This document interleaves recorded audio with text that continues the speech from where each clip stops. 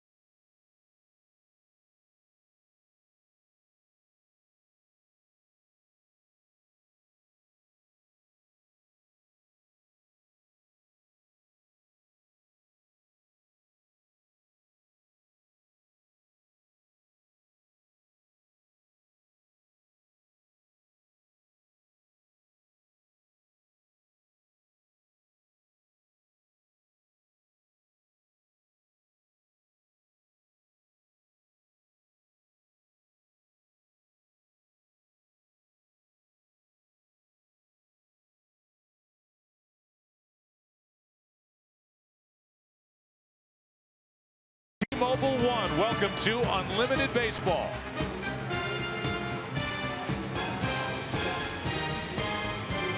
Well, the wind is blowing in, maybe left to right just a bit. It's 51. It feels a heck of a lot colder than that. It's going to get more chilly as we go.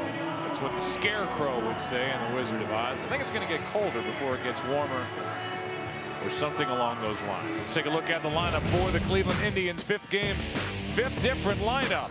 Rajai Davis, Jason Kipnis, and Francisco Lindor. In the middle, Mike Napoli, Carlos Santana, who's back in left, and Jose Ramirez. Show the hair, Jose. He's at third. Back end of it, Brandon Guyer, Roberto Perez, and Trevor Bauer. Lacerated pinky finger and all, ready to swing the bat and do what he can. On the mound, in the middle of all this defensive action, is Lester. He's got Zobrist in left, Dexter Fowler in center, Jason Hayward in right. Around the infield, Chris Bryant, Addison Russell, Javier Baez, and Anthony Rizzo. David Ross does the catching, and that's the usual combination. Ross and Lester, who has been outstanding since the All-Star break. He's lost only twice, one of those losses coming in game number 1 when he was matched up against Corey Kluber, went 5 2/3, allowed 3 runs on 6 hits. But it's all on him now for the Chicago Cubs and these fans that are packed into Wrigley to try to get this series back to Ohio. Yeah, he's been really good and really good at home. And I think you're going to see a subtle adjustment just based on the last game. I would think that John Lester's going to pound some fastballs in. The wind's blowing in from left. It'll carry a little bit to right. And look for him to pound more strike ones. He didn't do that as well as he would have liked to in the last game. And certainly keep the guys who can run off the bases. That would include Rajai Davis, who's ready to go.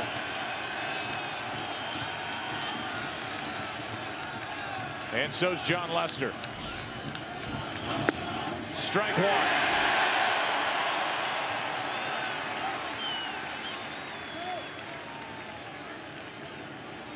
John Lester went 12 of 26 as far as first pitch strikes in game number 1. And Rajai Davis likes to get on and start the engines. He stole 43 during the regular season. Problem is he hasn't been getting on. 1 for 11 in this series. A pop up right side. Will it stay in play? The answer is no. And Jason Hayward had to slide around one of the Indians, either pitchers or part of their personnel, down in the Cleveland bullpen as that ball was coming down. I'm kind of surprised whoever that is doesn't get out of the way, and the other guy doesn't get out of the way either. They're not even watching. Here's an 0-2 pitch. Rajai Davis fouls it back. Well, Lester was trying to get his sinker. He actually threw a lot of sinkers in Cleveland, partly due to maybe not feeling really good with the four-seamer and in. He's already pounded in Davis a lot more than he did.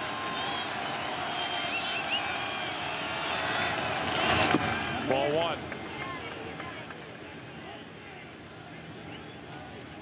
You know, the goal for any pitcher when you're facing elimination, you want to be as sharp as you can be. You don't have to pitch perfect. Get that out of your mind. Don't try to pitch perfect, because then you'll make more mistakes. But you want easy outs, easy counts, and less stressful situation if you can avoid them. A ball and 2 strikes on Rajai Davis. 2-2. For coverage of this game in Spanish, please tune to Fox Deportes.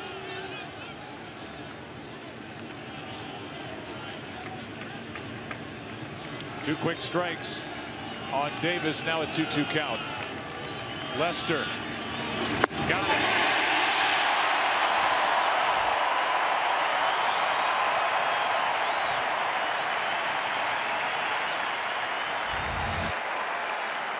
Well, he goes to the two-seamer away. Just a great pitch after pounding him in with fastballs and cutters.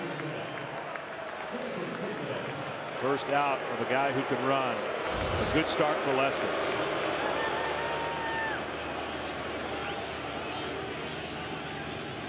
Number 2 hitter is Jason Kipnis, who hit a 3-run shot here last night over the wall in right.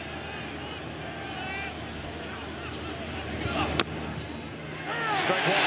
And when he did it, the first visiting player to homer here at Wrigley in a World Series with a 3-run shot since Babe Ruth back in 1932. Here's the 0-1 from Lester.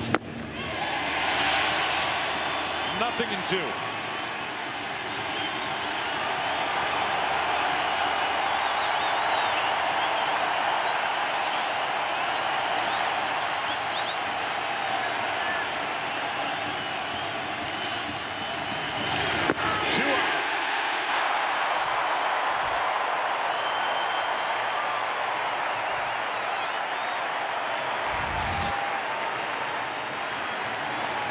Good cutter right there. Trying to start it in against Kipnis. Actually has real good late action. And a good start.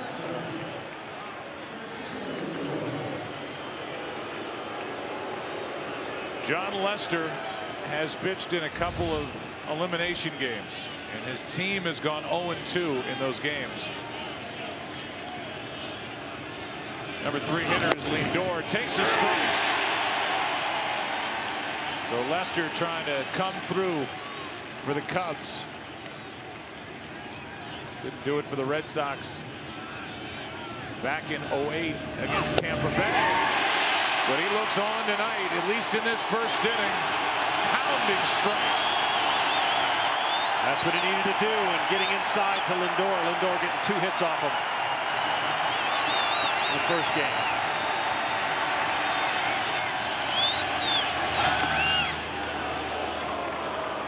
Last time Lester had a shot at an elimination game, he pitched for Oakland at Kansas City when he was traded in 2014 in the wild card game. He has a personal record of 0-1. His teams are 0-2. Tonight, trying to make a statement here in the first inning. His team down 3 games to 1.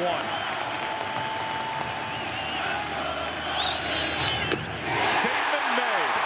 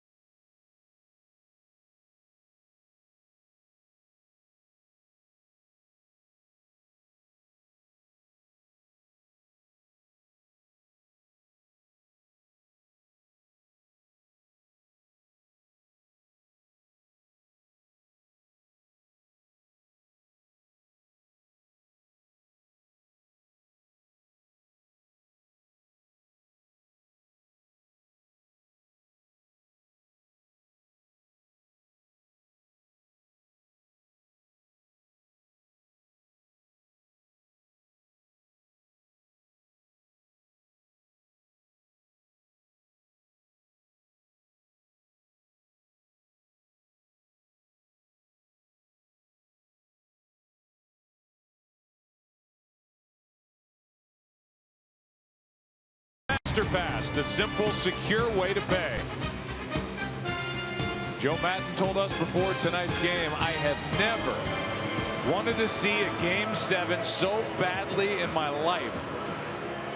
Well, his team needs to come up with 2 wins to give the Cubs a chance in this series tonight. After a half, no score. Cubs coming up. Here's their lineup. Top three: Fowler, Bryant, and Rizzo. In the middle, Ben Zobrist, Addison Russell back in the number 5 spot. And Jason Hayward back-to-back starts. Then it's Javier Baez, who's had a tough time in this series, 2 for 17. David Ross, John Lester, hitless this postseason. And here is Trevor Bauer, the 25-year-old right-hander.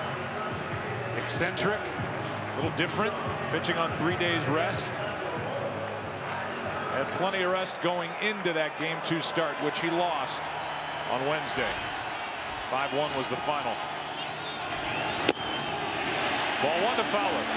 It's something that might help him be less powerful with his fastball and have more command and finesse on 3 days rest.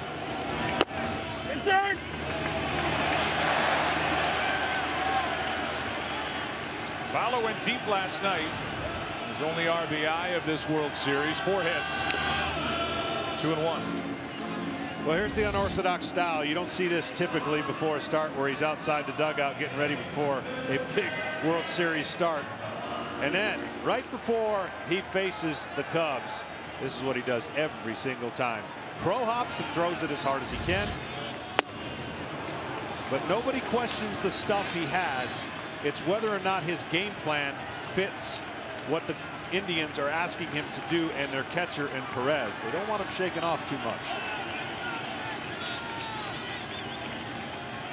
Fowler steps out, gets back in.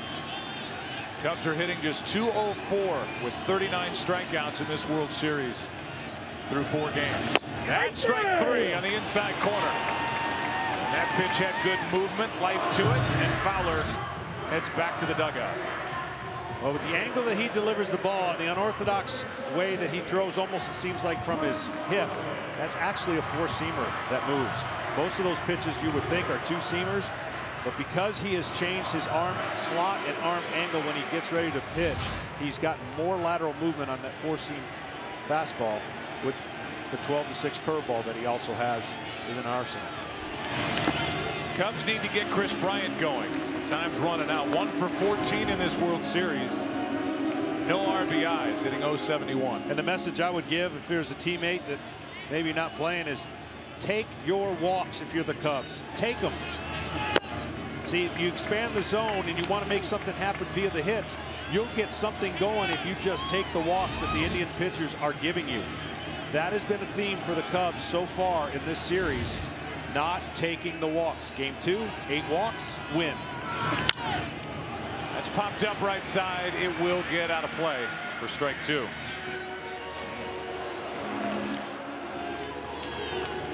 Last night it was David Ross who said at times we're having a hard time slowing the moment down. The moment, the atmosphere of us wanting to do so much for these fans. I really think that's where it comes from. This place is electric and the Cubs have been pressing. And now back-to-back strikeouts for Trevor Bauer. And Bryant didn't like the call. 2 out. Well, they've been pounding curveballs against Bryant. And this one again, see that break from top to bottom? That one split the plate. Bryant's going to think that's low. That's what they've been doing to both him, Baez, Russell. Rizzo will try and break the string. 5 batters have stepped to the plate in Game 5, and all 5 have struck out. Sure, we're going to find out if that's a World Series record if they strike out the side both. Stats on everything. That's what Aaron Charlton's in the booth for. The guys and gals at Stats Inc. Another strike. Well, for the Indians, good sign. That curveball didn't come until about the 3rd inning in his previous start. So you can already see, looking, he's more in rhythm on 3 days rest early in the 1st inning than he was in the game in Cleveland. Saw Mickey Callaway, pitching coach, who's done such a good job with this staff for Terry Francona. There's so much to say about Francona. I know we went into some of it last night. Trying to win his 3rd World Championship. 2-1 on Anthony Rizzo. Yeah, and talking with him, still trying to make progress with Bauer, still trying to get him to come closer to halfway. He expressed to us last year at one point he threw 80 consecutive days off the mound. That just doesn't happen. But he's a unique pitcher.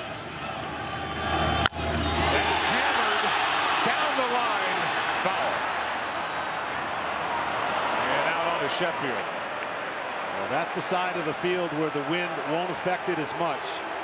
It's going to be blowing in from center to left center.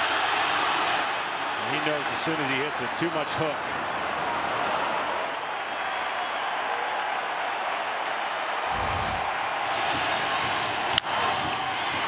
In the air to left, and that will cut to Santana. And Carlos Santana, who makes his second career start in left field, gloves it. No base runners yet. After one at Wrigley in Game 5.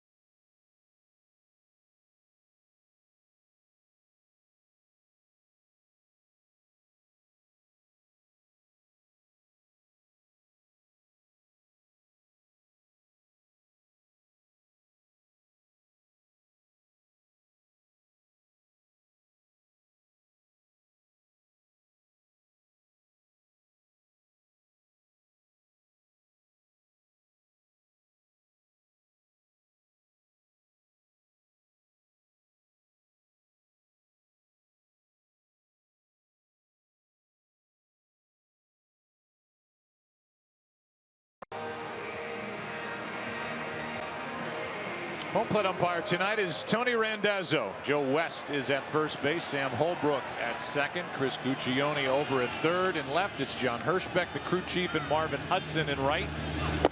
That's on the inside corner. That's 11 strikes in 14 pitches from John Lester. Larry Vanover is the umpire back in New York. He'll watch the replays. Here's a little flare into shallow right center, out behind the second base position, one out. Well, you can learn a lot by watching BP. And earlier today, balls to the left field. The hitters couldn't drive them out of here any depth or any height. But to right, Napoli was putting on a show, fading some over to right center. And you can tell the theme of Lester getting in on right-handers is going to be important, because he's going to want them to actually pull the ball in the air and not hit the slicers to the right side. You weren't even looking at your monitor when we flashed up that last graphic. I wasn't. What did it say? Big swing and a miss by Carlos Santana, the last NL pitcher to strike out the first 3 batters in a World Series game. There, right there. Look, Reed. Oh. You in Game 5 against the Yankees. Can we keep that up there for a while? That was in Atlanta before the Yankees won it in Game 6. Here's a pop-up right side. Foul ball. Will it stay in play? Ross is there, and gets an assist as Rizzo puts it away. 2 out.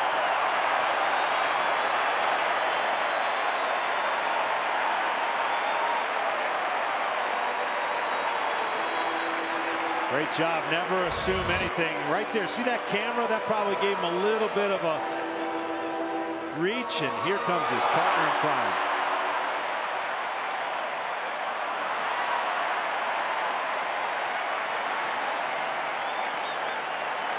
The old tip drill. If only Jim Harbaugh were here to see that. Oh, there he is. Oh, there he is. How about that? 2 out, nobody on, and Jose Ramirez steps in. Strike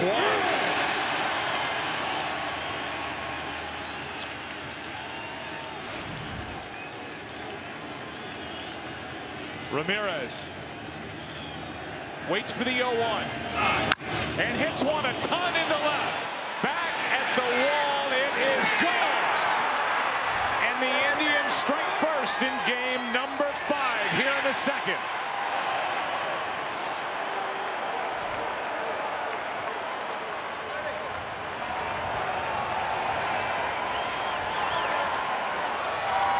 When you ask Terry Francona about Jose Ramirez, he says he's just made himself a great hitter. And after a terrific regular season, he has stayed hot in the postseason. Indians up 1-0 in the second. You're right about that, making himself a great player. He has been outstanding all year. Doesn't matter what side of the plate. Ball 1 inside to Brandon Guyer.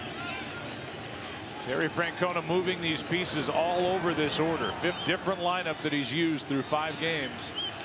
And out of that number 6 spot, Ramirez goes deep. 1 ball, 1 strike on Guyer. We showed you the umpires, and everyone associated with baseball extend our condolences to the family of retired umpire Mark Johnson, who passed away on Wednesday. Tonight's umpiring crew personally conveys their condolences to Mark's wife, Lelia. So they are thinking of him tonight. The men in blue. And Brandon Guyer will try to follow that blast by Jose Ramirez. Just outside, and the count goes to 3-1. I don't think Ramirez could have hit that ball any harder. It was perfect execution. You almost feel like he was looking for it, because John Lester threw it exactly where David Ross wanted it. That's hard hit. Bryant. A dive, a throw, a dig. Got it. What a play. And Guyer says, let's check and make sure Rizzo's foot was on the bag. What a play on both ends. Replay on the screen. Bryant, you see the ball down the line. Great extension. Taller third baseman gets up, and his teammate bails him out. Great pick. As of now, wow, the Indians are not going to challenge. And they've already said they're not going to challenge it. But it looks like Rizzo's foot's off the bag. Does it get back? We'll look at it again. But here's the home run. Jose Ramirez has gone deep. That's his first of the postseason, and the Indians strike first in Game 5.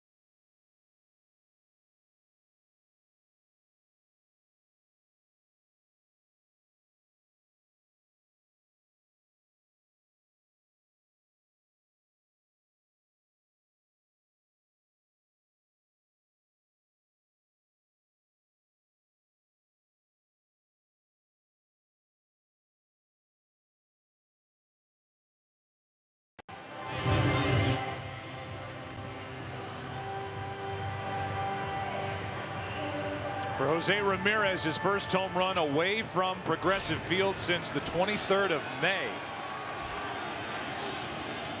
It's 235 at bats ago, and it comes in Game 5 of the World Series in the second to give Cleveland a 1-0 lead, and Ben Zobrist is first up. We'll give you another look at that play at first base. It's close as to whether Rizzo got his foot back on the bag. Here's Zobrist into right, and that will curl to the right fielder Geyer, one out. You could hear somebody in the dugout tell Terry Francona, look at the big replay board to see if you want to challenge it. The big replay board did not show this angle. The question is, does the foot of Rizzo get back on the bag before the right foot of Geyer? The call was out, and as we've learned so far this postseason, John, unless it is clear and concise, they're not going to overturn it. Here's a strike into Addison Russell. Yeah, being so early, up 1-0, and being so close, I don't think it was worth losing a challenge for Terry Francona. 1 ball, 1 strike. Joe Madden said Addison Russell is a big confidence guy, which means he's telling Addison Russell, I have confidence in you to hit the number 5 spot. He hasn't been in this spot since early on in the postseason, because Joe Madden's looking for something, some spark in this lineup. He's got Russell back behind Zobrist. Check swing. 2-2. And he doesn't jump out like that, where he's swung a lot of those pitches. You can hear Joe Madden saying, come on, right field corner, double. He wants him to stay on the ball and go the other way and then react in. The curveball and breaking ball has just absolutely given Russell a lot of fits. Full count. And the other thing that's given the Cubs fits is this count. They have not won enough of these counts. 3-2. Let's just see if they can command the strike zone and be as calm as possible and not expand it on a 3-2 count.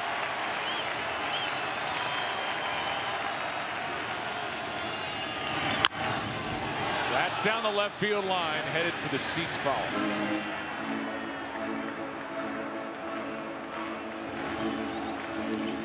Last night was the first time since Game 5 of the division series with the Washington Nationals. The team that scored first lost. Cubs scored first last night, but lost the ball game. Here's one up the middle. Russell's on with 1 out.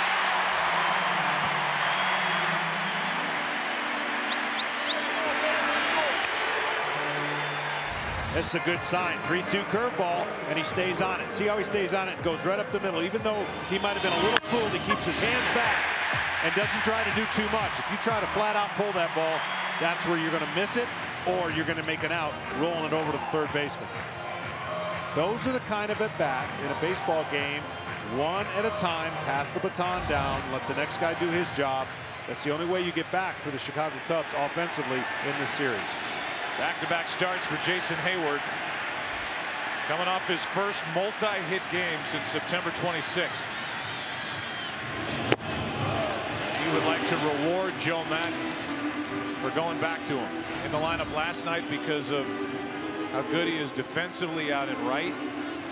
John Lackey on the mound, and he got a couple of hits, so he's back in there tonight. Batting in the 6th spot. And again, I got to re-echo, this is not a fun position for Jason Hayward, as the year did not go the way he wanted. You get benched, your pride takes a hit. He's handled it, from what we can see, as good as possible. He comes in, pinch hits, plays the defense, but that pinch hit line drive to center, and now he's been swinging the bat a little bit better. 2-0 pitch. Those are the pitches, though, that you got to keyhole. You got to sell out at some point in one area when you're having the at bat in your favor at 2-0. Just took it for a strike. It's 2-1.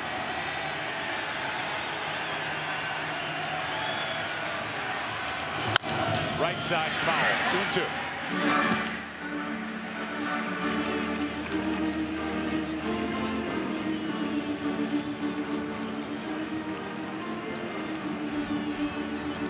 Hayward now with Baez on deck. And remember David Ross does the catching for Leicester, so he's in the number 8 spot.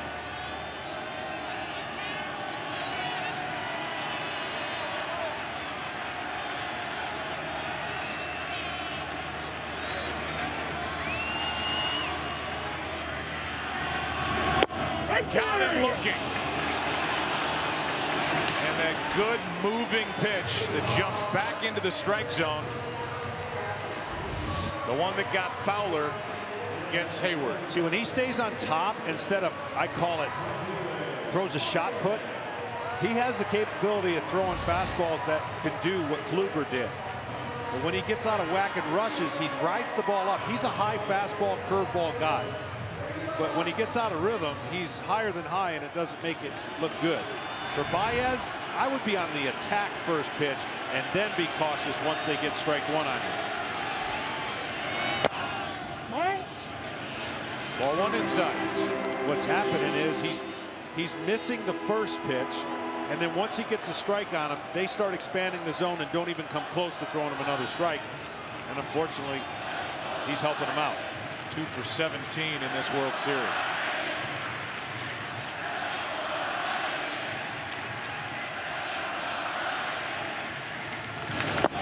There's a strike. Well, this is what they've been doing to him. And the one thing that I can tell you from being on the mound, when the hitter gives you these scenarios and you expand the zone and you don't swing at strikes, you're not going to get many more. Once you get a strike on this guy, you just see how far he's willing to fish. And you go higher than high, lower than low. It's a perfect example. It almost speeds his mind up when he gets a strike. Instead of trusting that he doesn't going to see another strike, it's almost like if you could put the take sign on once Baez gets a strike, which you know they're not going to do, he would be better served to get the count back in his favor. But lately, he's just hoping they make a mistake in the middle of the zone because he's already committed.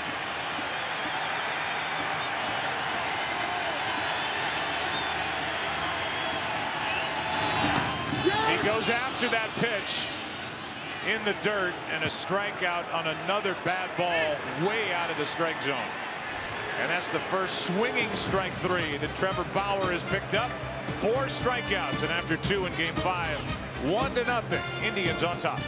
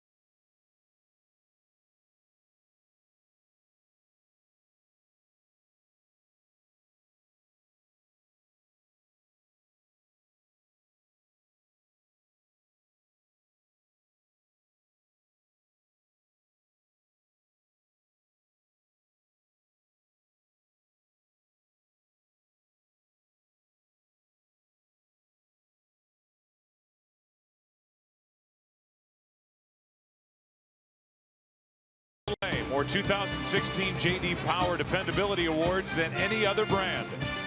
The Cleveland Indians have won 15 straight when they've hit a home run, including 9-0 in the postseason. And that goes back to how good their pitching's been. The Indians come into this game with a group ERA of 1.68 this postseason. That's the 4th lowest ever in the history of the postseason. Minimum 7 games, and they've done it against Boston, Toronto, and now the Cubs. 3 good hitting teams typically. It'd be 1.3 without Bauer. Bauer's the only one that's had some hiccups. 1 ball, 1 strike on Roberto Perez. Against Leicester, went 1 for 3 with a home run in game 1. Had a home run later in the night. Ball 2. It's just the Indians have been amazing on their opportunities. I mean, when they've squared some balls up, it's with the wind blowing in, and they have made this park look small with the wind blowing in.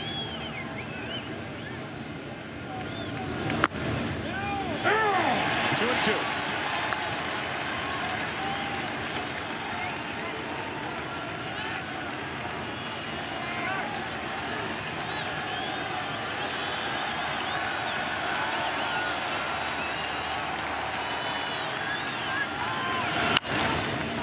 Popped up on the infield. It's Bryant coming to get it.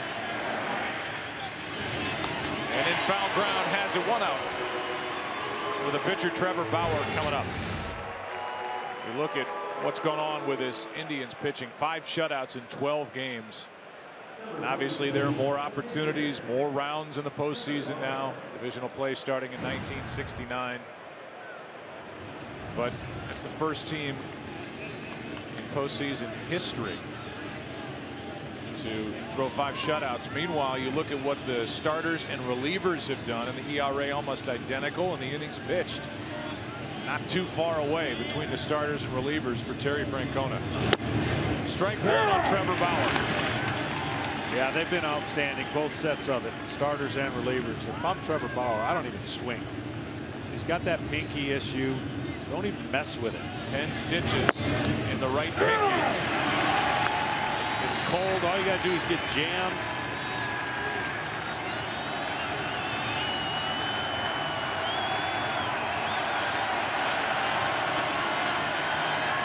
Here's a 0-2 pitch.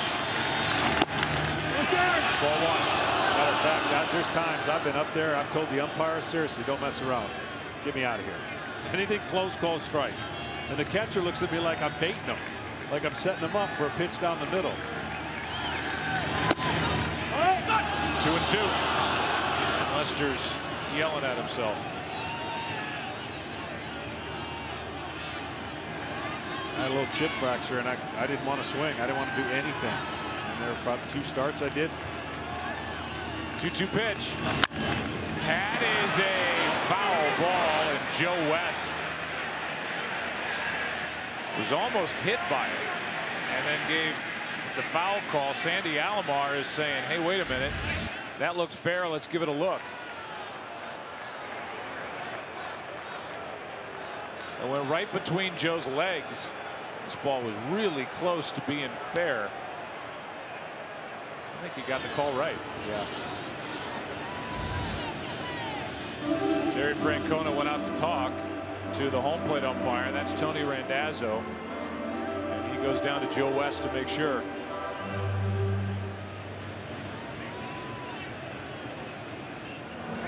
Joe West, the old Elon College quarterback. A little shake of the head from Terry Francona, but I think that replay showed that it was the right call. So forget about Trevor Bauer not being able to swing the bat. We keep acting like people know what we're talking about. Was fixing his drone on the Friday before the ALCS started. One of the propellers started, cut his pinky on his pitching hand. It required 10 stitches. He could only throw 21 pitches in his game 3 start. Had to come out. Here is Hayward. Made the catch. And even supposed to smile at that. He climbed the wall and had to reach behind him. 2 out. Yeah, he was prepared to go in the stands. You see him reach up and come back and get it.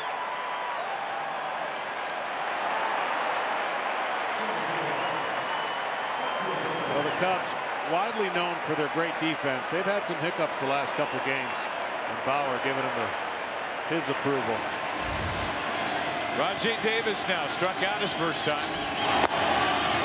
Breaking ball for a strike.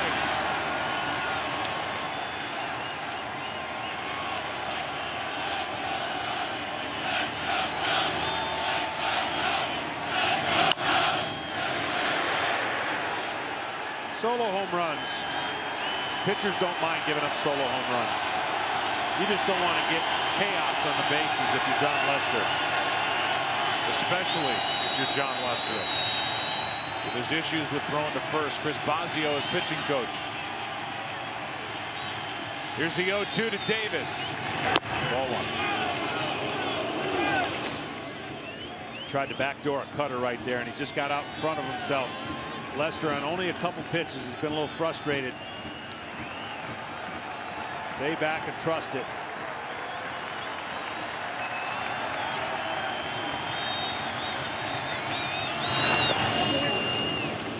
Well, the defense hurt the Cubs last night. Chris Bryant committing 2 throwing errors in the same inning. Coming in the second, a 2-run second, where the Indians entered trailing 1-0 and left the frame up 2-1. Pretty much were in control the rest of the way. Won at 7-2. Here's one to Baez. Bryant's already made a good play in this game tonight. A good play by Rizzo. Actually 2 by the first baseman. Now this by Jason Hayward. Almost went too far. 1-0 Cleveland.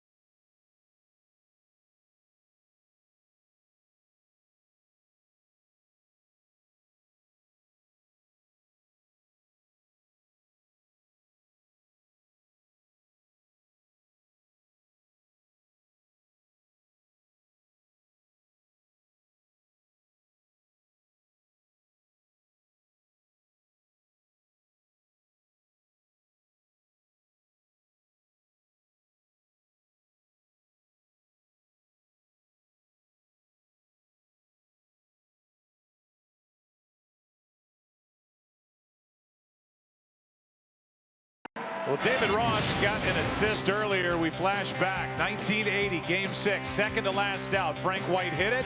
Bob Boone deflected. And Pete Rose was there to grab it for the out.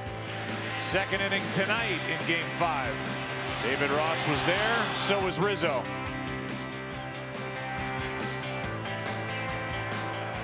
And part of the good defense tonight for the Chicago Cubs, who trail 1-0, and Ross leads it off. Cubs are hoping to extend this World Series to a Game 6 in Cleveland, and David Ross hoping to extend his career to a Game 6 in Cleveland. He's finished after the 2016 season at the age of 39. Concussions, one of the reasons why, probably the biggest. He can still play. Loved on this team, loved in the seats, in the hole here, 1-2. Well, for Bauer and the Indians, they've got to be pleased. He's throwing strikes. He's got his finesse pitches working. He won't have to be in there very long if they have a 1- or 2-run lead. He'll go right to the pen as soon as Terry Francona thinks his advantage with the guys he has down there can take the rest. Well, keep this in mind. Cody Allen, the closer, could come on as soon as the 5th. Left side, this is Lindor with plenty of time and plenty of arm. And I didn't misspeak. We talked to Terry Francona before the game, and he said, well, we could flip-flop and give the bulk of the work to Cody Allen. He'll be ready early. I said, well, how early is early? Like end of the 6th? He said, no, 5th. So that's at least in his mind. Who knows if that comes to pass. But between Allen, Shaw, and Andrew Miller, who is available tonight, those big arms will be seen out of the bullpen as the Indians try to end it here in Chicago. Yeah, make no mistake, even Terry Francona, when talking to him about the scenarios, he said, look, we can't do this in the regular season. Everyone's getting all excited. All the people who think this is the way you manage games in the regular season, there's no way I can use my pen that way. Matter of fact, if we were well equipped and healthy in our starting rotation, it would be a different story. Lester strikes out, and that is 5 strikeouts for Trevor Bauer.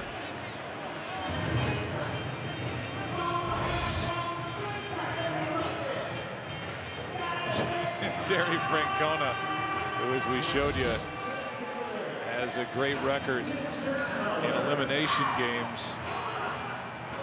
He's lost only 1 World Series game while he's gone 11-1. I think he's staring at the Hall of Fame. I mean, he's already won 2 World Championships. He goes to Cooperstown with another automatically, and may even go in with 2 for the job he did with the Boston Red Sox. Yeah, absolutely. And he's not thinking about that, but you know that if he gets his 3rd in the 2 places where you eliminate a long time, where Boston hadn't won, now Cleveland hasn't won. 2-0 to Fowler. He changed up on him. And Fowler way out in front. Trevor Bauer much better tonight than Game 2. He's in much better rhythm, and even that pitch right there, not giving in to the count, showing finesse. 2-1. That is foul down the line. You know, you think about it, it just sometimes, and for the Chicago Cubs, it really is this simple. You really believe you can win 3 games in a row with the pitchers you're going to run out there, but you're going to need a little help from your offense. They did it 18 times this year, win 3 games at least in a row.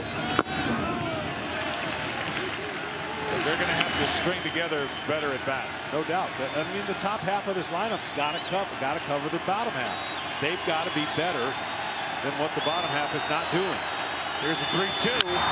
High fly ball into right. Geyer to his right. Trevor Bauer in charge so far.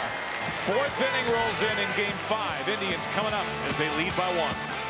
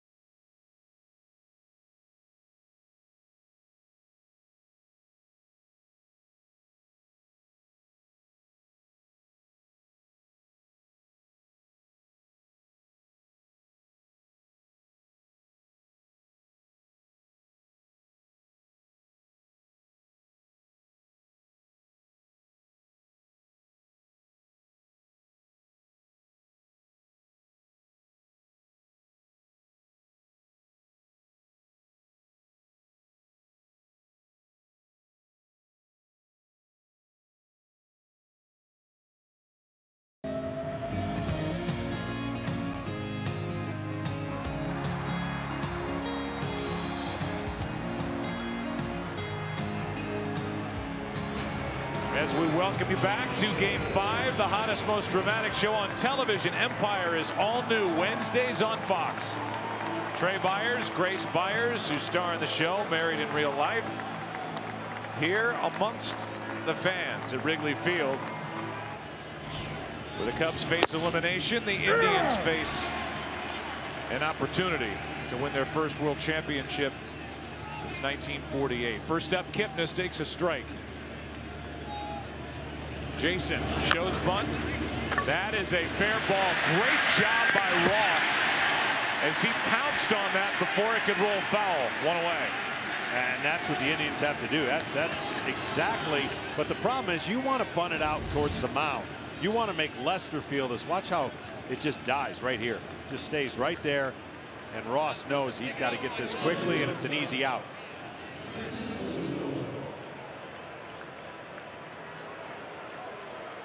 He is an extra leader that Joe Madden has out on the field with his team facing elimination here tonight. David Ross. With one out, nobody on. Here's Lindor. High fly ball into left. Coming to get it, Zobrist. 2 quick outs. And the batter will be Napoli. Beautiful shot of the great city of Chicago. And tonight's telecast is sponsored by Bud Light. Lady Gaga's new album, Joanne, available at Apple Music. And by Geico, 15 minutes could save you 15% or more on car insurance. Downtown all lit up, John, and tonight's aerial coverage brought to you by DirecTV. If you call yourself a sports fan, you got to get DirecTV. Call 1-800-DirecTV. I'm going to get in one of these days. Here is Napoli hooking it foul down the line. Well, Lester's doing everything you could want a starter to do in elimination. He's throwing strikes. He's getting easy outs. Yes, 1 ball left the yard. 1 run's not going to beat you. That's what you got to tell yourself. And certainly, you're making a statement for your ball club to say, I'm on. All we've got to do is get on the scoreboard, and we will win. And strike 2. Each side has only 1 hit, but the Indians made it count with a Jose Ramirez 2-out solo shot in second.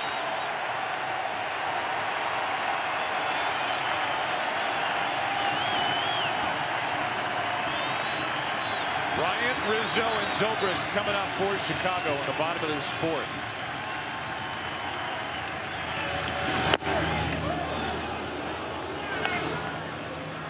Napoli hit a ball here yesterday that would have been in the street.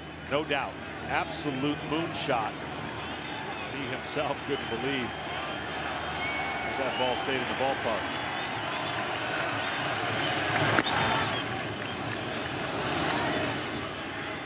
Two and 2.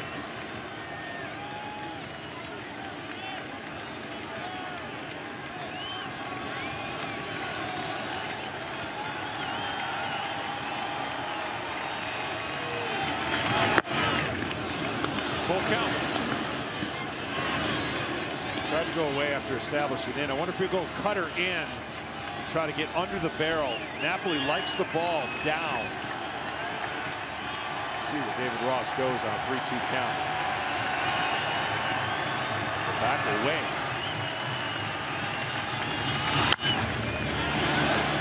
Will that stay in play? Rizzo and Ross. It's Ross. Inning over. He's right in the middle of it all. Ross gets this one. No assists. Bottom of the 4th, 1-0, Cleveland.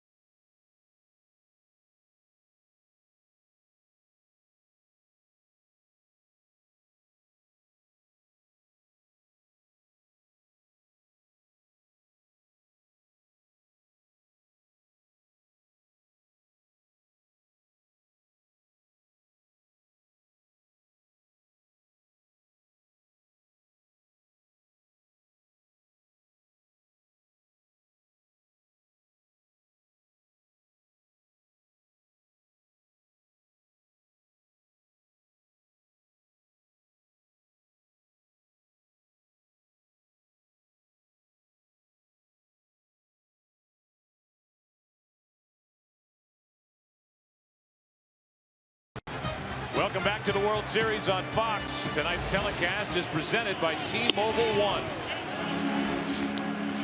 First pitch is up and away, a ball to Chris Bryant. Struck out his first time. You would never say this in a regular season game, in the 4th inning of a 1-0 deficit, but the Cubs have to score here. They have to make something happen with 2, 3, 4. You start adding the innings, you start looking in the bullpen, and when you're up against it, the Cubs know that those guys are a moment away from getting in. You've got to put something on the board right here. Here's one in the left center. At the wall. It is gone. Tie game.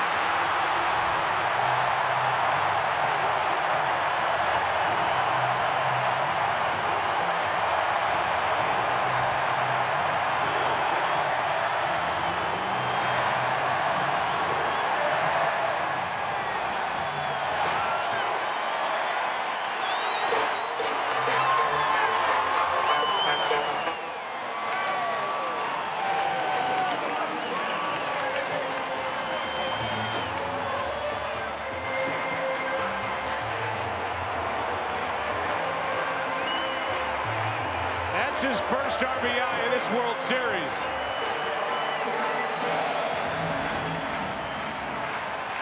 And this place is shaking. Rizzo. High fly into right. Back at the wall. Into the ivy. Rizzo digging for 2. Double.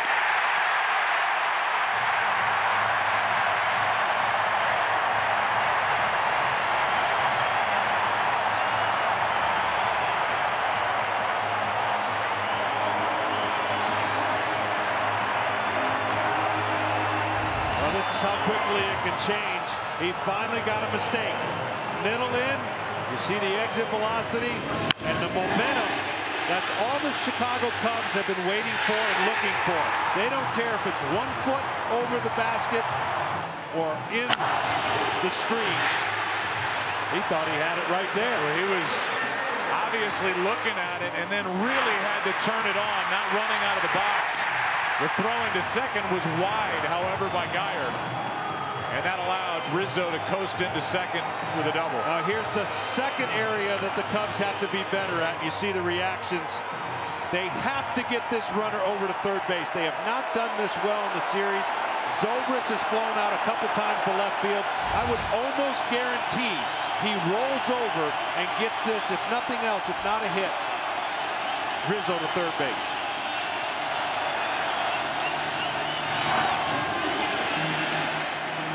Coming into this inning, dating back to Cleveland, the Cubs had scored just 2 runs over the last 25 innings. Both by Fowler last night. One on his home run, and then bang, bang. Home run Bryant, double Rizzo. Nobody out, and Zobrist up.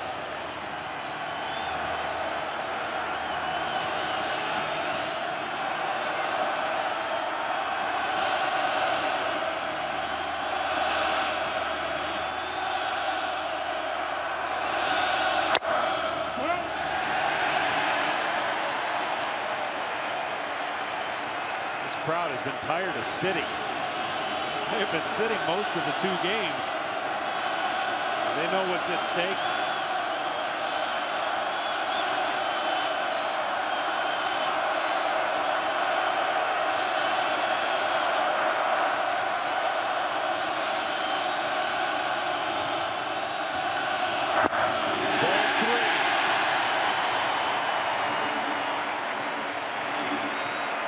The back-to-back hits, John, by Bryant and Rizzo. It's only the second time those two have had back-to-back hits this entire postseason. I mean, they're MVPs for a reason in the regular season. They carried this ball club. And there's no better time to get hot would be right now. The only other time, game 2, back in Cleveland of this World Series. 3-0 pitch now. That's a base hit to right. Stopping at third is Rizzo. First and third, nobody out.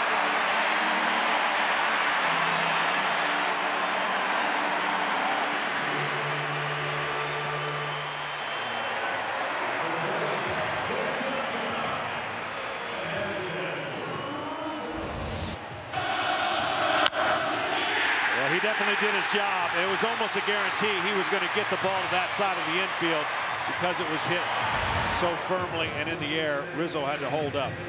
But now, here's what the Cubs are looking for. Something out of the back end of this lineup. Russell now, who has a hit. Hayward, who's really struggled, has 1 RBI the entire postseason.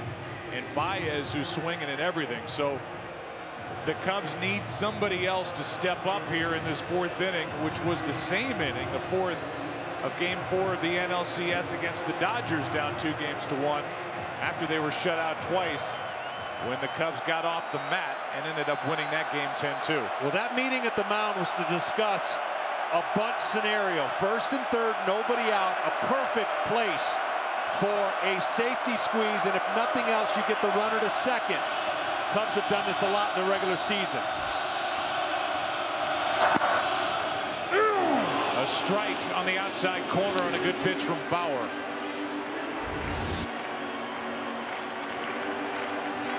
Curveball catching the corner. Russell doesn't care about that one. Those are the ones he's not going to hit. He's looking in one area, and if he paints 3 of them like that, well, so be it.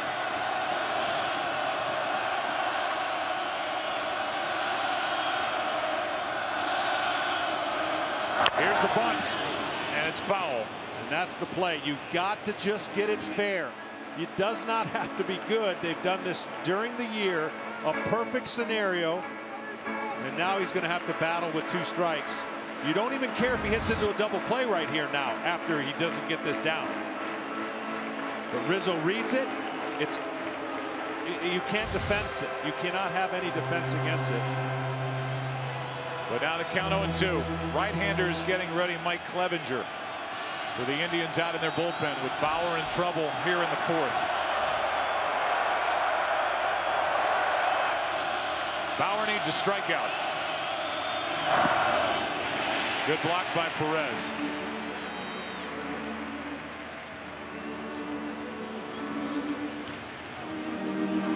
The Cubs have gone homer, double, single. And Russell, who's singled up the middle, is behind on the count. And here's this group and how they've struggled in this World Series.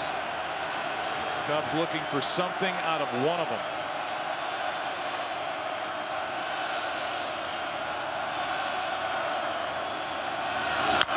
Left side. Here comes Rizzo. No play at the plate. Everybody's safe. 2-1. Cubs on top.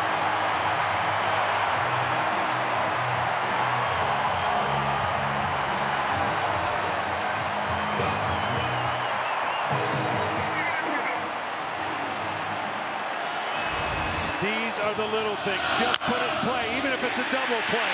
It ends up being a great scenario and a base hit. The Cubs struck out too many times in this series, having put pressure on the Indians. If you make contact, you never know what's going to happen. And in this case, now 1st and 2nd, nobody out. And Hayward, even though he hasn't bunted much, in a bunting situation. Well, we'll see how Joe Madden wants to play it. 1st and 2nd, nobody out. Hayward struck out looking his first time.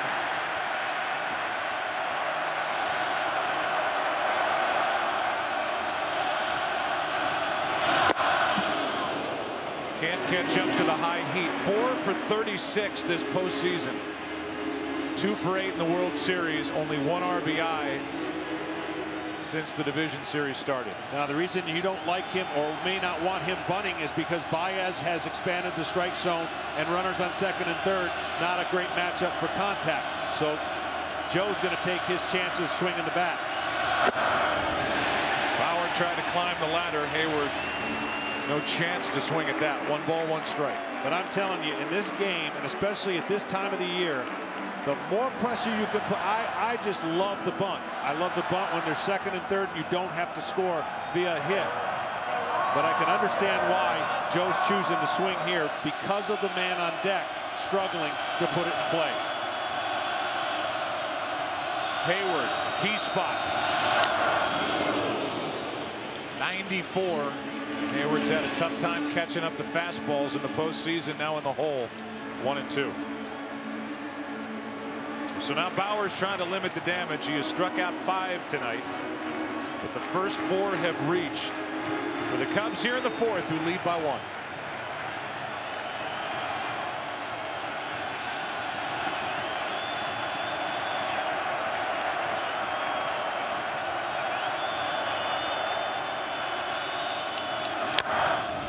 Back here.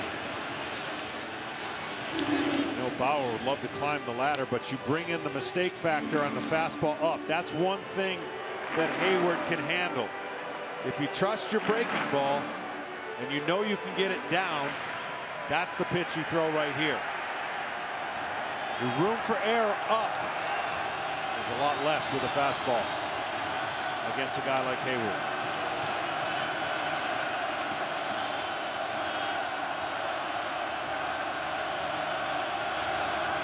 It's been 9 straight fastballs to Jason Hayward and Trevor Bauer. Check swinging well. Strikeout for out number 1. And that's the pitch you got to make, and he made it. After going up and taking your chances with the fastball, reading the swing, Perez, great job enticing it down. It was almost an impossible for Hayward to stay off of thinking fastball, getting curveball. Great pitch by Bauer. And now Baez.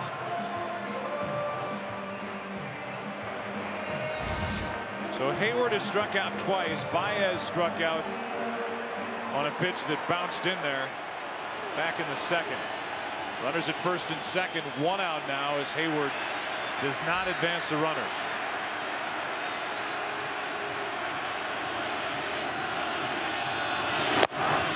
Strike 1.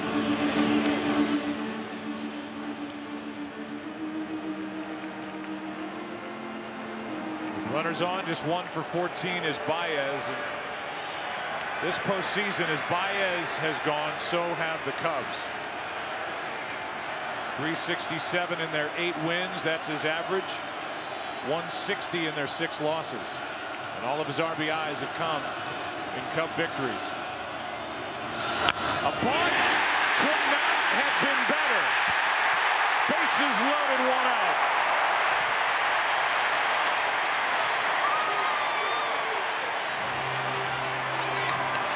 That was perfection.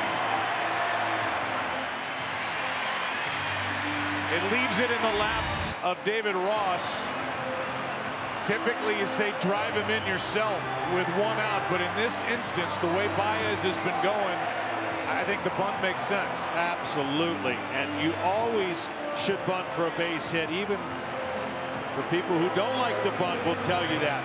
When you're struggling and they're going to expand the strike zone, all of a sudden now it's a lot simpler task. Put the ball with the infielder back at 3rd base, and you pass the baton on to the next guy. That's the theme of the postseason. You don't have to be the hero right there. But he puts it on David Ross, who is a double play ball candidate, but also somebody who has had good at bats this postseason.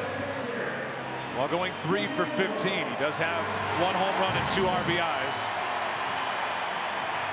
This will be an interesting pitch choice because your tendency would say to go to the curveball, but the curveball is an easier pitch to loft for a fly ball.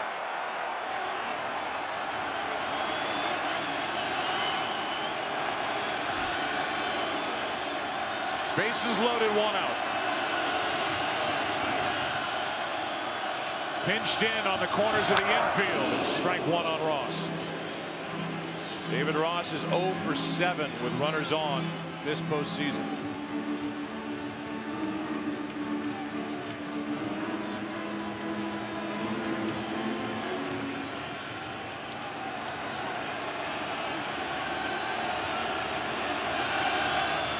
Different story this round as opposed to the first 2 for the Cubs with a sac jam. The 0-1.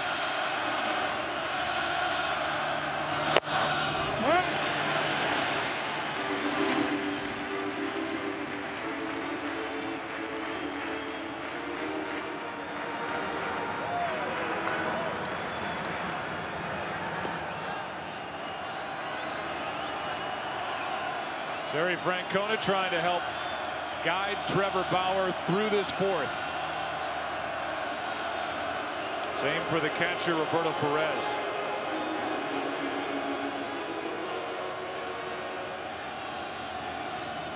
Ross will sell out for a fastball, so Perez and Bauer trying to guess here in the 1-1 count.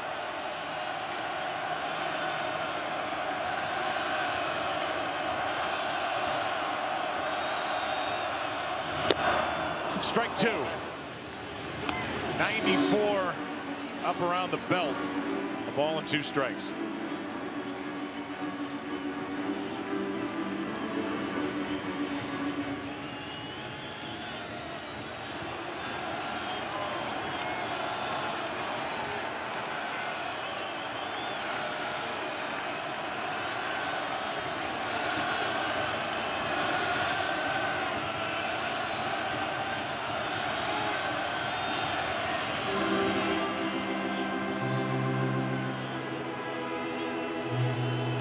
Seventh man to bat in the inning. On deck is the pitcher Lester. Ross trying to get the job done before the lefty comes to the plate.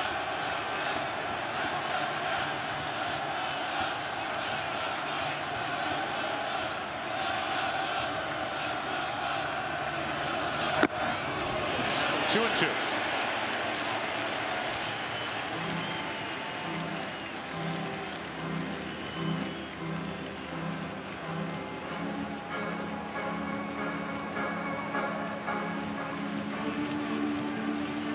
Pretty committed to the fastball so far, so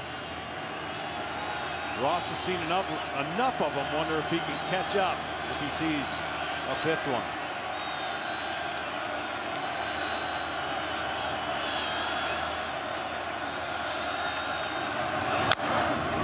Ross spoiled it, and that is a 5th one at 95 up and away.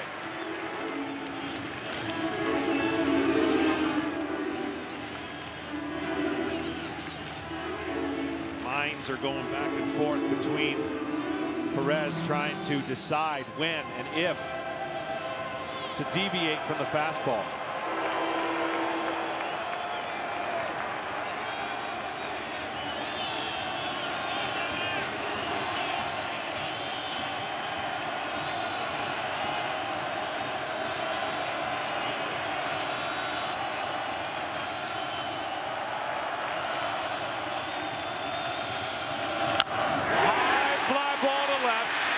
That sends Santana back. Tagging is Zobrist.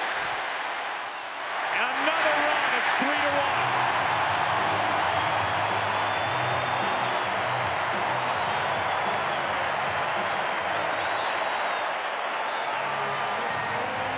And Ross delivers after the gut bunt by Baez.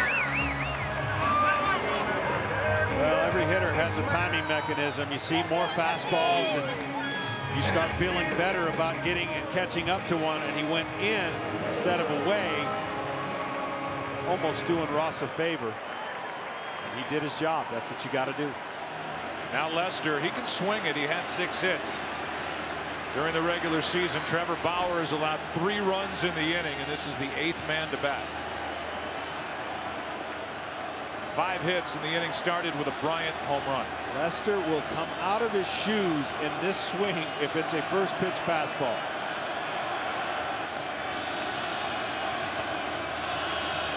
Oh, it can't be in there though. It's got to be out over the plate. Tough to come out of your shoes on a pitch in, but this is a perfect scenario for a pitcher. He's got nothing to lose. His team gave him the lead. Set this crowd into a different level of volume if he were to get a hit. 0 for 6 this postseason. 6 RBIs during the regular season.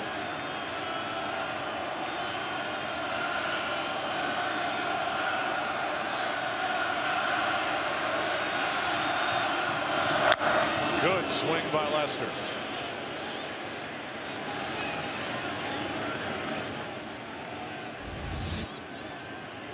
See, if I'm facing a pitcher and he gives me that swing, one could think, oh, did I beat him? Did he barely get a hold of it? And I go right to the breaking ball. Don't give him any feeling of confidence that another one's coming.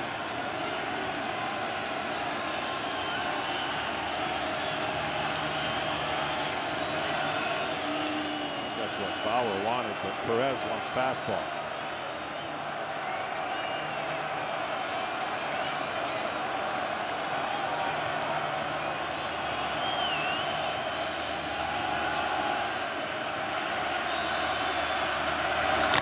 Strike two. Cleveland will have Santana, the left fielder, then Jose Ramirez, who's homered tonight, for the only Cleveland hit, and then Brandon Guyer in the fifth against the guy at the plate. This will be pitch number 74 for Bauer, coming to Lester.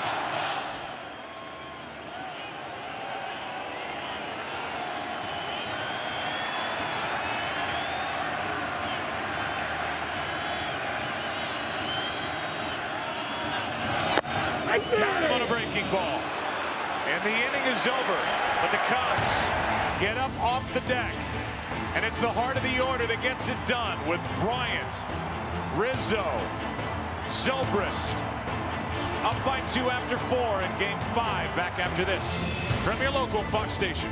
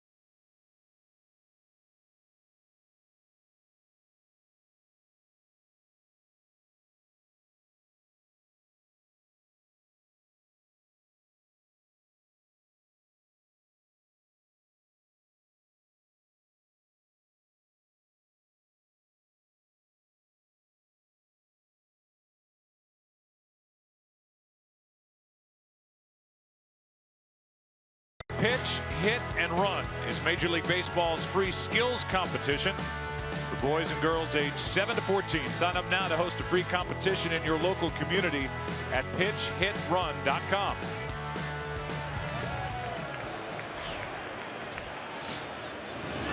Can I just tell you something I've never gotten over as a kid? Sure. Punt, pass, and kick. Me either. I'm in the same boat. 1/100. Oh, really? Cost me going to Silverdome. Anyways, I had to get that off my chest. Okay, thanks. Here's the 0-1 to Santana outside. 1 ball, 1 strike. I was good at it because it didn't involve any running. Santana, Ramirez, and Guyer, 5, 6, and 7 hitters against Lester, who now leads by 2. Santana went deep last night. That was batting left-handed. He's more powerful from that side. Now he's in the hole here, 1-2. Well, we are always taught to go strike one to make these things work by our pitching coach, Leo Mazzoni. And in this series, that has been the case for the Indians. If the Cubs go strike one, they got him hitting 141. If not, they're hitting 364 on a 1-0 count. That's into the gap in right center field. This ball is down. Santana's got a double to start this inning. And here comes Cleveland.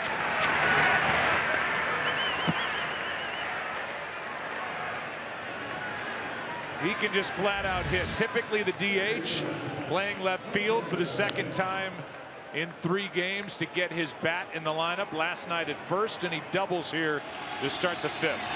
Good high ball hitter, and he splits the gap. And he's able to get his team in a chance to score or get one back of the 3 they gave up. Ramirez do what he can to get a base hit or move him over to third. Same scenario. This will be John Lester's first pitch from the stretch tonight.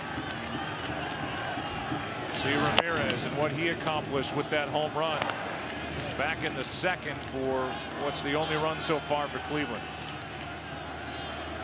And in a perfect world for Lester, you're either jamming him with cutters or slow curveballs to get him to try and pull the ball to the left side of the infield. Ramirez takes ball 2. After Ramirez, you're getting into the bottom of the lineup for Cleveland.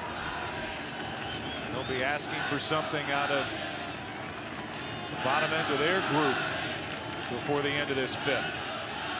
Here comes a 2-0. 2-1.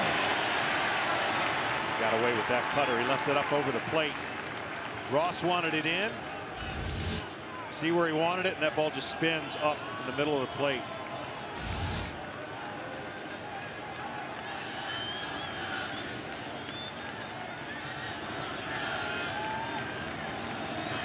Two-1. 3-1 with Brandon Guyer on deck. See what that home run did is got David Ross and Lester maybe a little leery of going back in there. He hit a low pitch in for a home run to get the Indians jump started.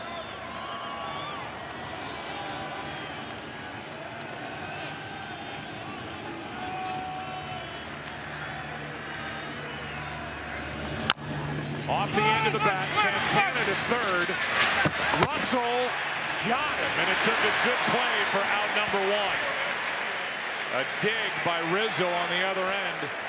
Ramirez advances the runner. What a great play by Rizzo again on the short hop, but Ramirez gets down there pretty quickly. I know this ball wasn't hit very hard. You can tell Russell just trying to get rid of it as quickly as he can. Rizzo with another good save. So now a runner at third with 1 out for Brandon Guyer, who was robbed of an extra base hit on a diving stop by Chris Bryant back in the 2nd, and he's been red hot. Guyer hitting .390 since the 7th of September. Over 21 games. Former Tampa Bay Ray waits. Runner at third, 1 out. Ball 1. You got the catcher on deck and Roberto Perez in the pitcher spot, but Terry Francona wouldn't hesitate to send in a pinch hitter.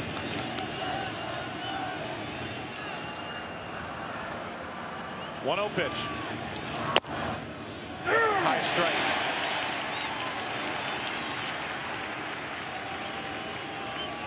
This Guyer on an 0-2 pitch. Got an RBI by a hit batsman. Lester throwing a cutter, hit his back knee.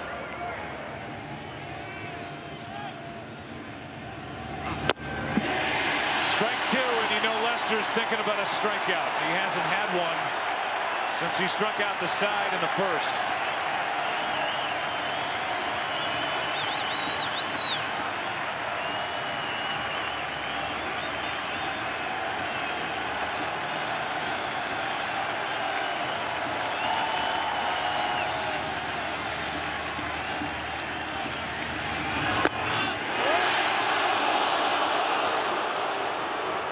2-2. That pitch was so good, even though it was a ball, there's nothing Geyer could do, so he took it, just hoping. And it is a ball. But you expanded the zone in his eyes with Geyer.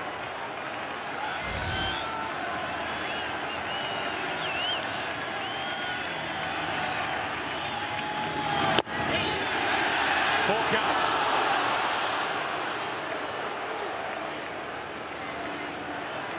I'm thinking 3-2 breaking ball. He's gone out with those pitches.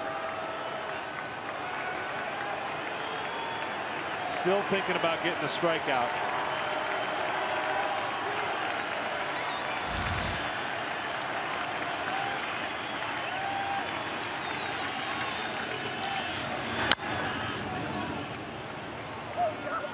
With the 3-2 cutter instead, trying to get him look out there and then backdoor that pitch for possibly called strike 3, and Geyer went out and got it.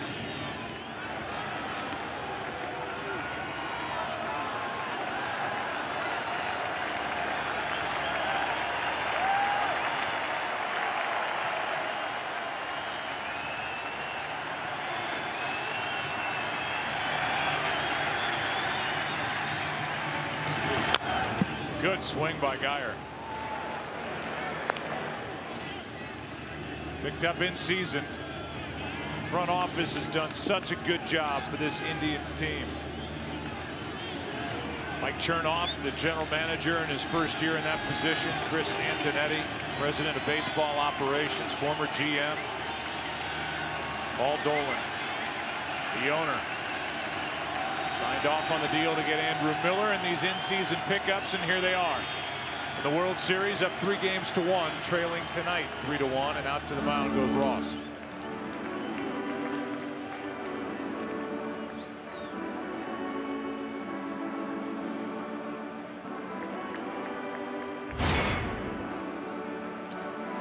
Reminder to switch over to FS1 after the game. Post-game coverage with Kevin and Alex, the Big Hurt, and the Hit King. That wasn't a scenario where Lester goes, this is what I want to do. There were some suggestions made, and at the end they said, okay. So you've got to be committed, totally committed as a pitcher. If your catcher thinks something and you believe that it's the right pitch, then you stay committed with it and no second thoughts whatsoever.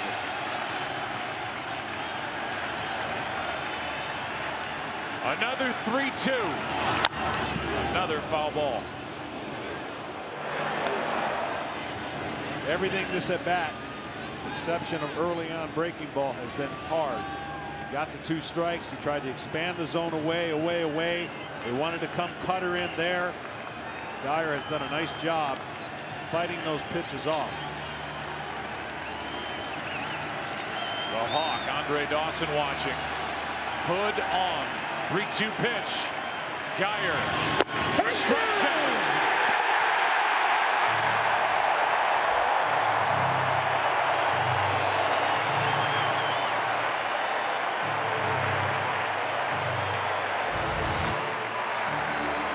And he went out there, and this time he got the benefit of it. Pretty much what we saw on the 2-2 count, or the 1-2 count, but Geyer, can't blame him. Well, here comes Chris Bosio. You've got the number 8 hitter, Roberto Perez, with a runner at third, 2 out. The pitcher spot is next, but Trevor Bauer is not going to hit. And you would deal with Coco Crisp, who's been good coming off the bench in the previous 2 games. He's already in the on-deck circle. There's Coco.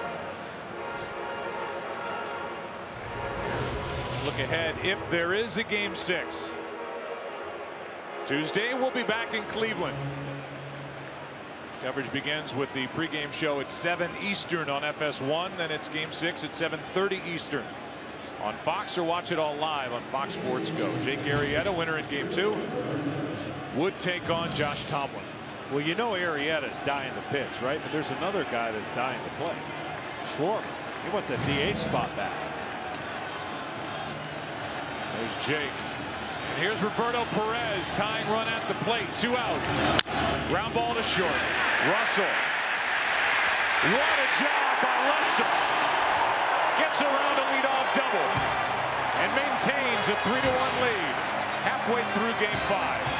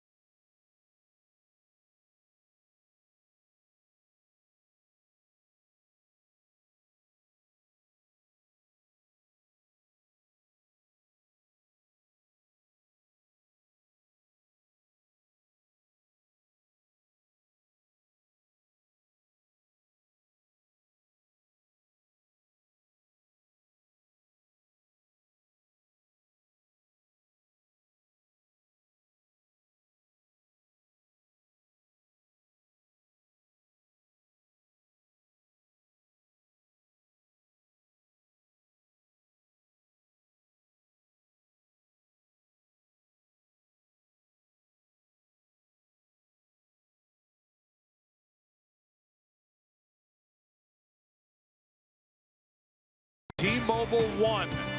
Welcome to Unlimited Baseball.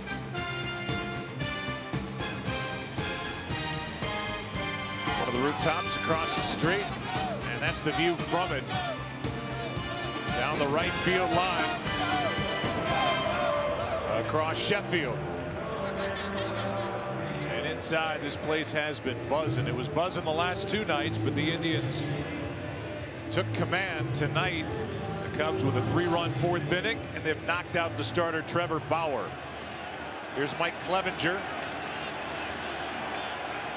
AT&T calling the bullpen, and he gets it right past the bat of Dexter Fowler to start the 5th. He does have a live arm. He's gone to that seems to be new fad kind of abbreviated windup where it looks like he's just pitching out the stretch. Takes a little step and goes. That's in the air to left. Santana. So far, he has handled himself extremely well out and left. Never had started there in any big league game before Game 3. Our game summary sponsored by Bud Light. It was a solo shot by Jose Ramirez in the 2nd that put Cleveland on top. Then Chris Bryant tied it. Cubs came up with 3 runs on 5 hits in the 4th. John Lester pitching brilliantly, got around a leadoff double in the top of this inning. Now the MVP chants are back for Chris Bryant, who homered to tie it last inning. Well, he needed that. He's only seen probably less than 20% fastballs. He finally got one he could hit. Because the formula is just breaking ball, breaking ball, breaking ball. Lull him to sleep, get him off his game, and it's worked.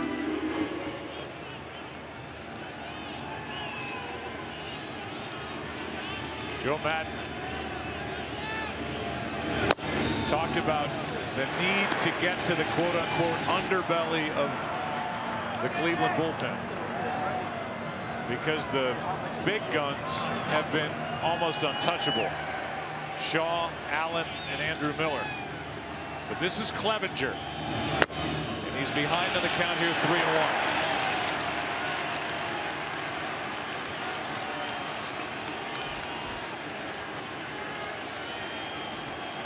Rizzo waits to hit next.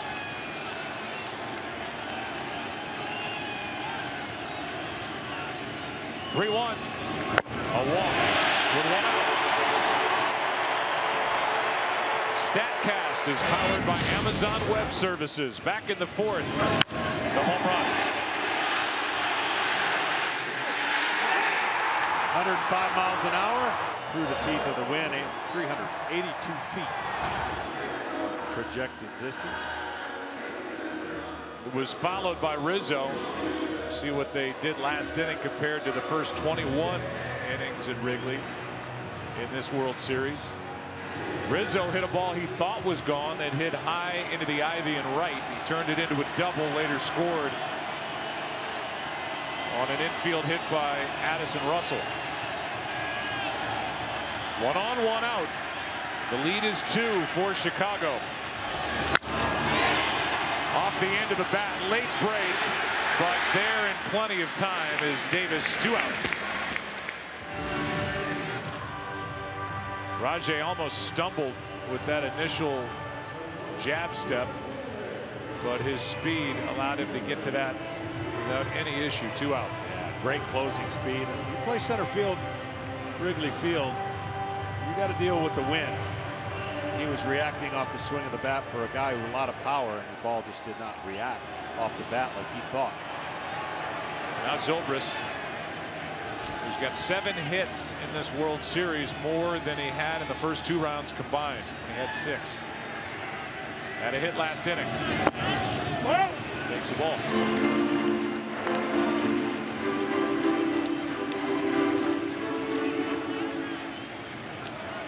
His front leg, when Clevenger comes to stretch, he gets it bouncing. He's going to have to come to a stop. He bounce, and he's got to come to a stop.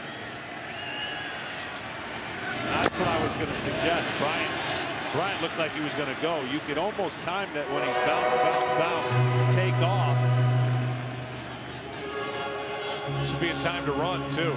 Yeah, Bryant wanted to go. He just missed 1 second of a timing before he felt comfortable to just keep going. Try to get into scoring position with 2 out for Zobrist.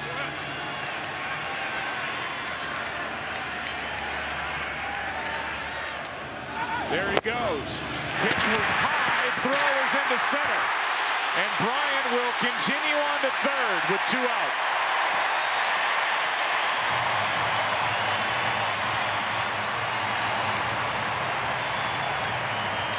Stolen base and an error on Roberto Perez, the catcher.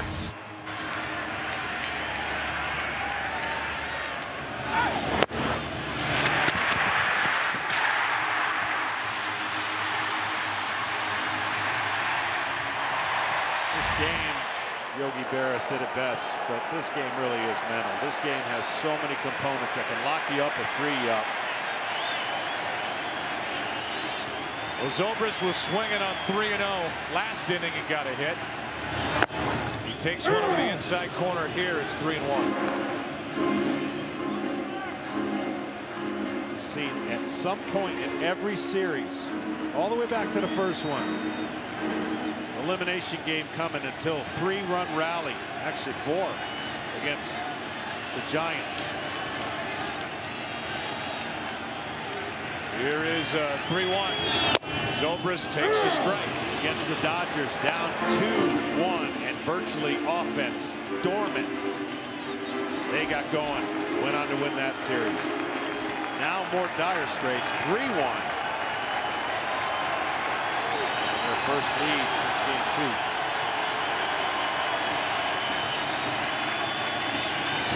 Check that, they had the lead lost.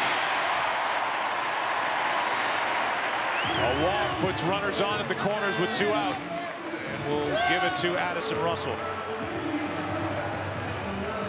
Yeah, you're talking about the division series when they rallied to avoid having to come back for an elimination game against the Giants and Johnny Cueto. And then they put it together. It started with a bunt hit by Zobrist in the 4th inning of game number 4 in the NLCS. And the Cubs never looked back after that. Now tonight they're riding him. Leading by 2, a chance for more. Hard hit, but right at Geyer to end the inning. 2 walks, 2 left. Cubs have left 5. We played 5, game 5. Chicago up by 2.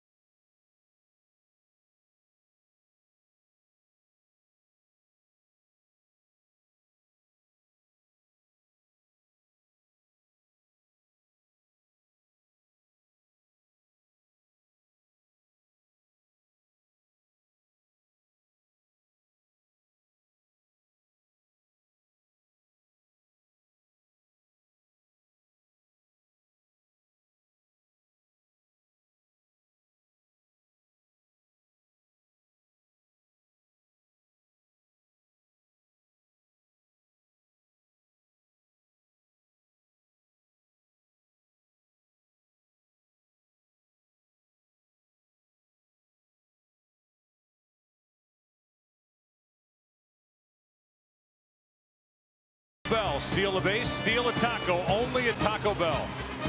And by Verizon, join a better network because better matters. Official caps, t-shirts, hoodies, jerseys, jackets, and more. Get all your Indians and Cubs World Series gear and celebrate your favorite team at MLBshop.com. 6th inning arrives, 3-1, Chicago on top. Pinch hitter is Coco Crisp. He is 2 for his last 2, and they've been big ones. Last night, he delivered a pinch hit double, scored a run. The night before, the only RBI of game 3 in a 1-0 Indians win. 1 ball, 1 strike from Lester. Lester fastball command has been really good. Only a couple times has he forced action ahead with 2 strikes and built in a 3-ball count when he didn't need to. But he's getting ahead early. He's been aggressive. Good pitch in on the hands of Crisp for strike 2. This to me is the key. The first pitch strikes. You have to be aggressive against the Cleveland Indians. They really prefer hitting off speeds, at least as a whole on the team. Fastball, you've got your command, you can beat them.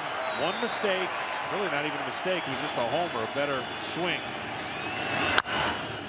That pitch cast powered by MLB Advanced Media.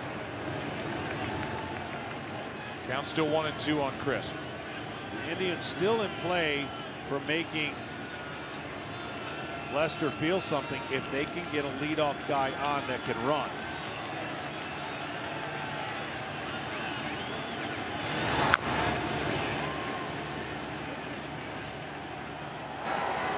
John Lester, 11-2 here at Wrigley Field this year with an ERA of 1.61 coming in. And in 12 of his 17 home starts, he's allowed no runs or 1 run. Home dominance for Lester. And the Cubs need every bit of that here tonight. 1-2 pitch. 2-2.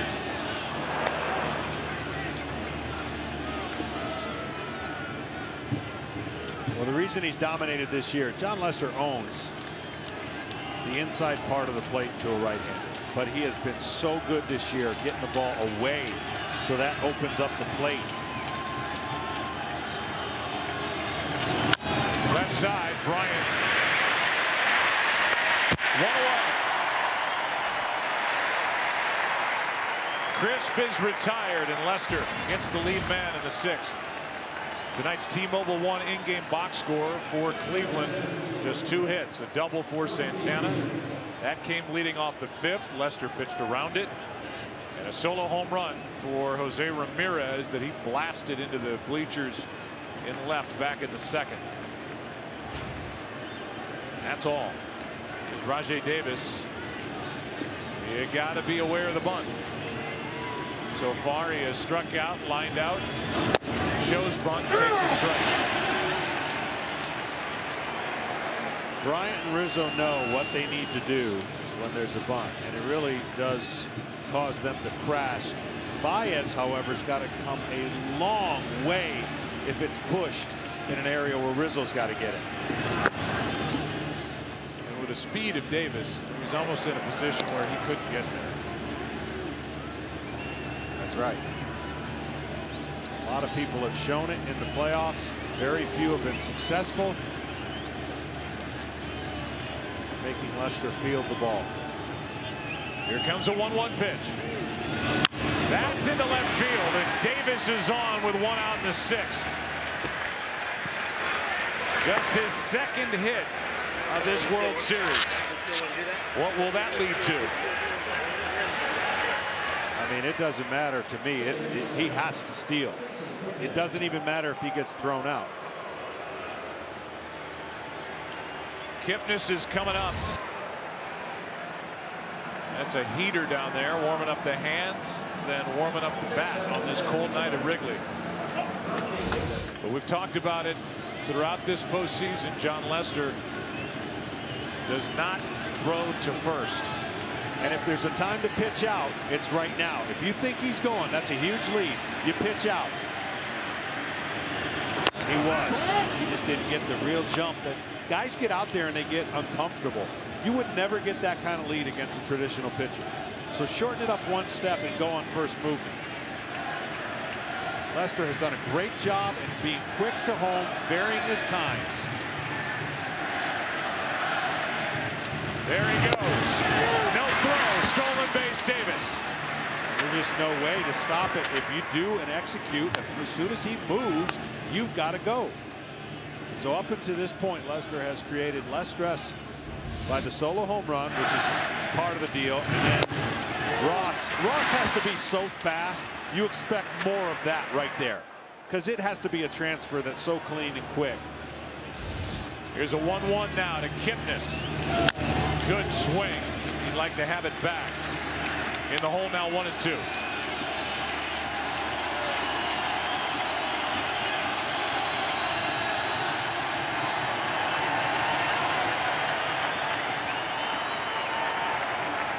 That, by the way, just the 2nd stolen base by Cleveland in this World Series.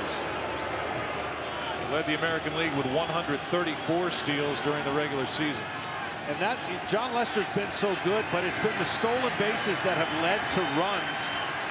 And that stolen base that you mentioned before that led to the run in the 1st inning, actually 2 runs. That was in game 1. That is just inside, and Lester wanted it, didn't get the call. Yeah, that was a great pitch. We're going to see where this ends up. But this is a front door cutter. Started at him, And then look where it ends up. Does it go around the box?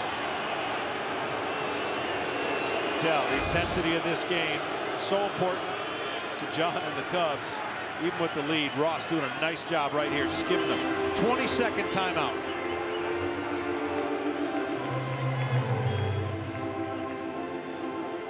Last night, Lackey was upset with the home plate umpire Marvin Hudson. Didn't get a call. Trouble followed. And now Ross goes out to try to calm down Lester after not getting that pitch. After the stolen base now, you know, ifs and ifs. But if a right-hander was at the plate here, you would see Davis steal third.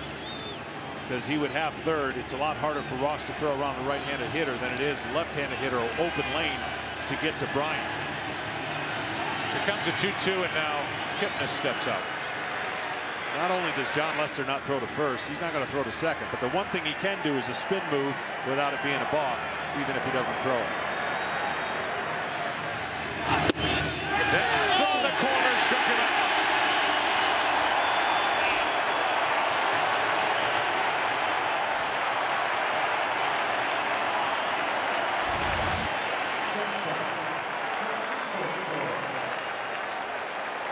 Good pitch.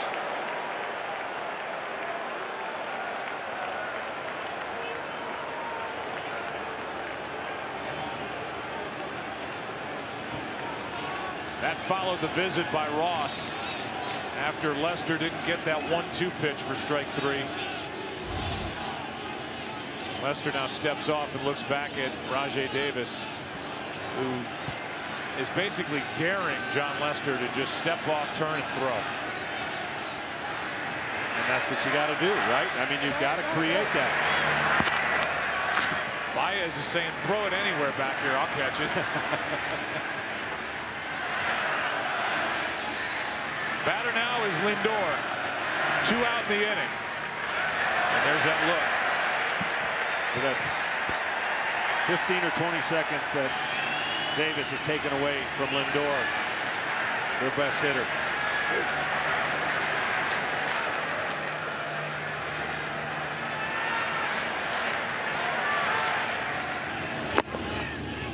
Ball 1 down and in, and Ross is going to go out there and shout something out to Lester. And this is the hard part. I mean, if you make your pitches, you don't care if he steals third because there's 2 outs.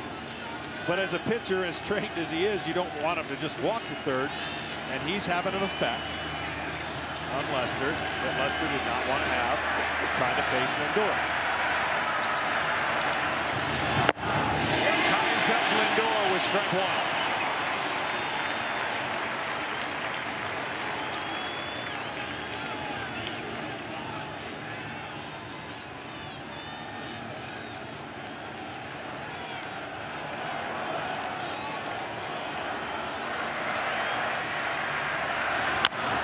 Strike 2. And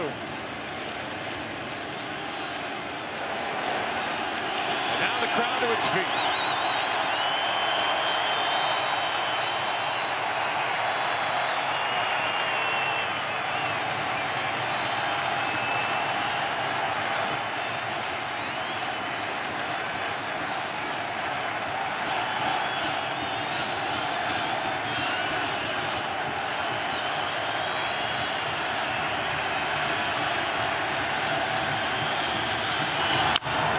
Into center. This ball is down. That's a base hit, and it's a 1-run game. In to score is Davis. It's 3-2. Lindor delivers with 2 out.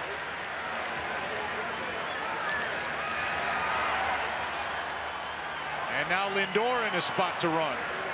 He must. Again, high fastball. He gets on top. That's tremendous flat bat through the zone. That's just short and quick. That's trying not to do too much.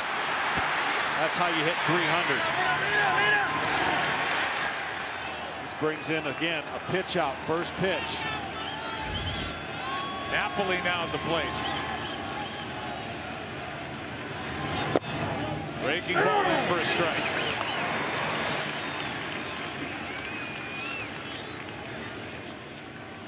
Tying run on at first with 2 out. Big 2-out RBI by Lindor.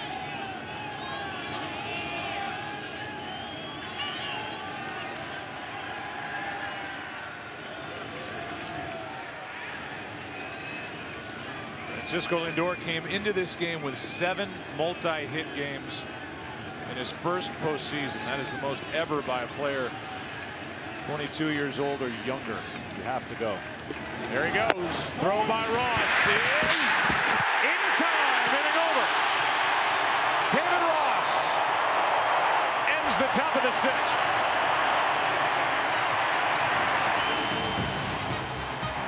Baez with a tag on a perfect throw by the veteran catcher. It's a 1-run game.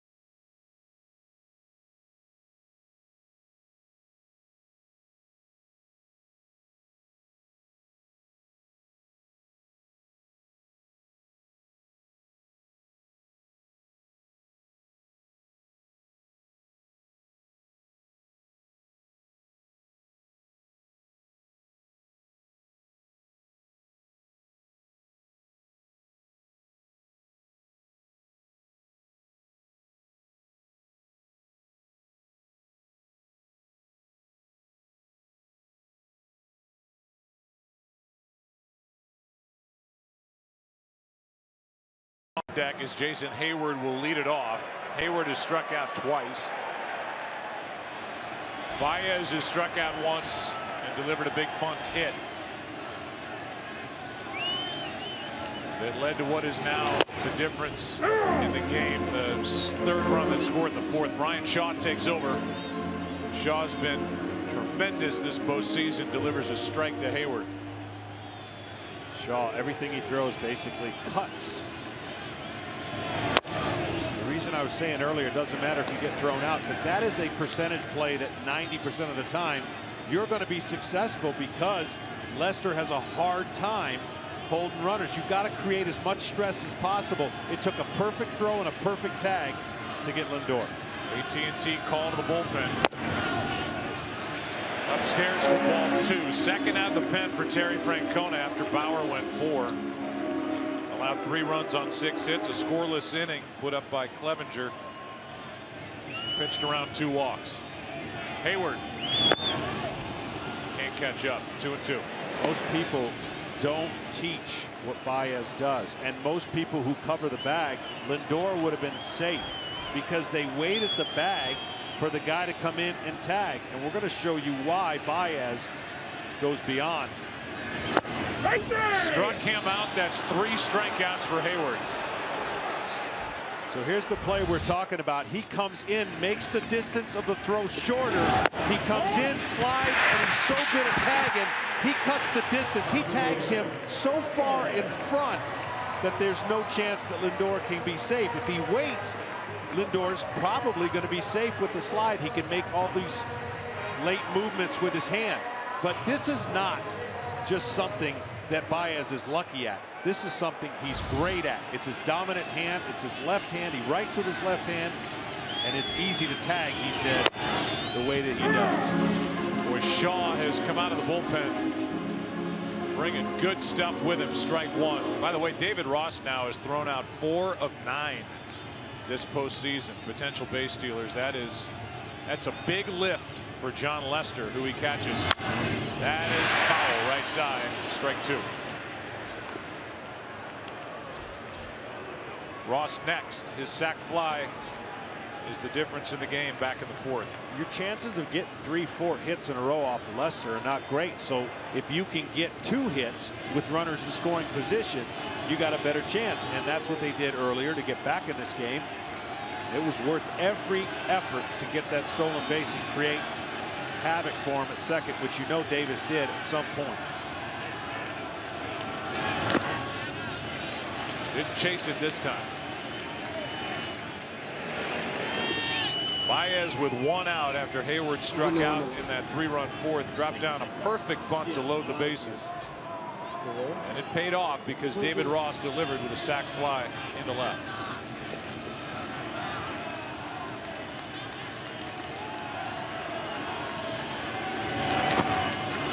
Another bad ball in the dirt. Another strikeout for Baez. 2 out.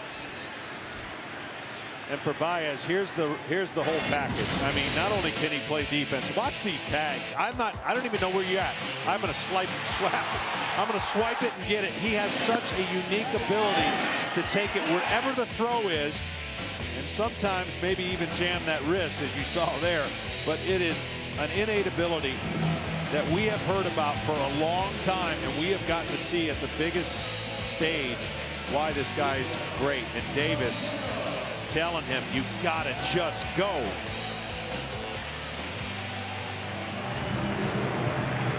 Well, this is interesting. With David Ross, the scheduled hitter, Miguel Montero is going to come off the bench here with 2 out. Carl Edwards Jr. is getting ready out in the bullpen for Chicago. Unless there's an injury with regard to David Ross, that would tell you that Lester's coming out of the game.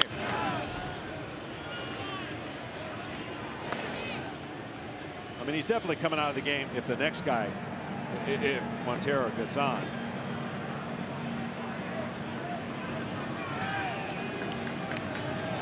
So he is finished after 6, it appears. Although that move does not need to be made now. Joe Maddon's going to go to his pen. Which is interesting because Napoli is the first batter, right-handed. But then Carlos Santana, the left-handed, or rather left fielder, switch hitter, much better batting left-handed, which is how he would hit against Edwards if he faces him. Either way, it's shaping up to be a classic. Must win for Chicago. 1-run lead.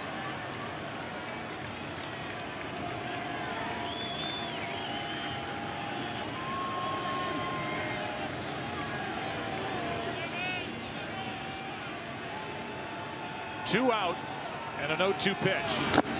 A strikeout as Shaw strikes out the side. And the inning comes to a close. Let's go to the 7th inning of Game 5. Cubs lead it by 1. Back after this from your local Fox station.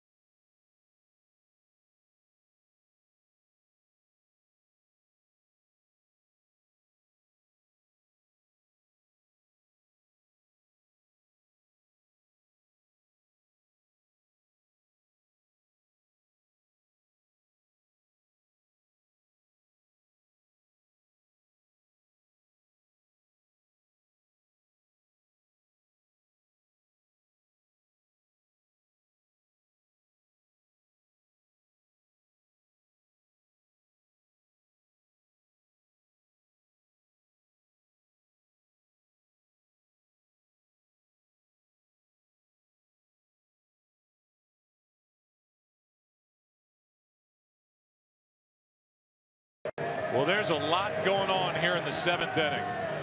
Those two veterans, such good friends, battery mates, David Ross and John Lester, a hug. 90 pitches tonight. 6 innings. He allows 2 runs on 4 hits, struck out 5, walked nobody, and allowed a home run. But there's so much to this. Carl Edwards takes over. 7th game of the postseason. And the first pitch to the new catcher, Wilson Contreras, is outside, ball 1 with Napoli at the plate. Joe Maddon not only has Edwards in the game, he's got Aroldis Chapman getting loose in the bullpen. Napoli was trying to tie it. He was here the whole time. So the question will be for Joe Maddon if this doesn't work as Chapman throws that weighted ball down in the bullpen. Did you pull Lester too soon? A 1-run game, however, and Lester having a tough time keeping runners close. Here's one into left. This ball is down. Zobrist cuts it off. Napoli will hold at second with a single. Zobrist, a good job to avoid an extra base hit by Mike Napoli. Yeah, that was a good job by Zobrist. You almost figured that they might have pinch run for Napoli if he got to second base. But he hooks this in the corner, and Zobrist gets it in quickly. So I'll ask you, as Chris Bosio comes out, Carlos Santana, the switch-hitting left fielder, typical DH, digging in. You go to the 25-year-old right-hander. You pull John Lester, the 32-year-old vet. This is why you get Lester. Before the game, Joe Maddon telling us, unless Lester's awful, he's the best I've got getting the ball to Aroldis Chapman. But here in what is now a 1-run game, he's lifted him in the 7th inning. Yeah, but I think you said it. I think with a 1-run lead and anybody gets on, there is trouble for John Lester. And so in this scenario, I think Edwards, and the way that he cuts his fastball, doesn't scare Joe as much against left-handers, the way he rides it and he throws that curveball. So simply put, I think that's the biggest thing that Joe's going to say afterwards. He gave us what we needed. We need to get 1 inning, and then we're turning it over to Chapman. And it may not even be a full inning. Chapman's getting ready right now. 1-run lead Chicago in game 5, down 3 games to 1. Here's Santana. Takes inside from Edwards. Santana hit a line drive laser home run into right field last night, hitting left-handed.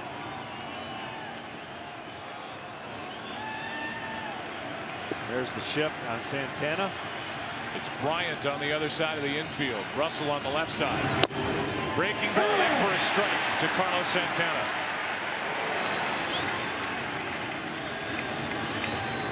We're in the 7th, and Chapman is getting ready.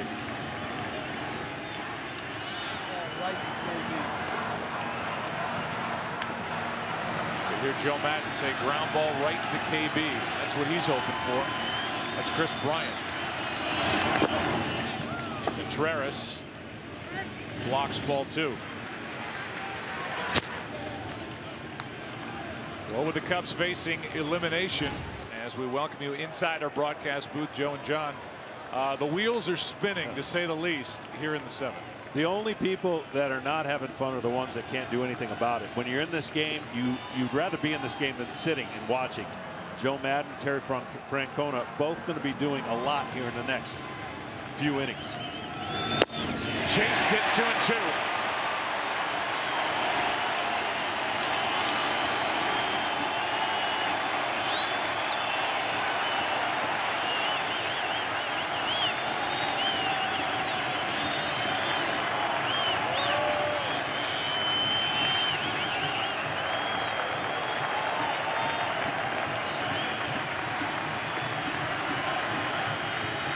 Carlos Santana.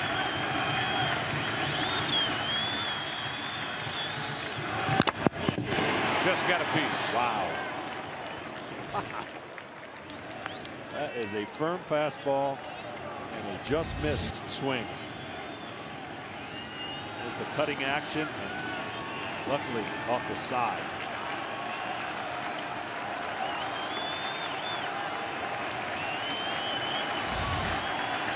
Another 2-2 pitch.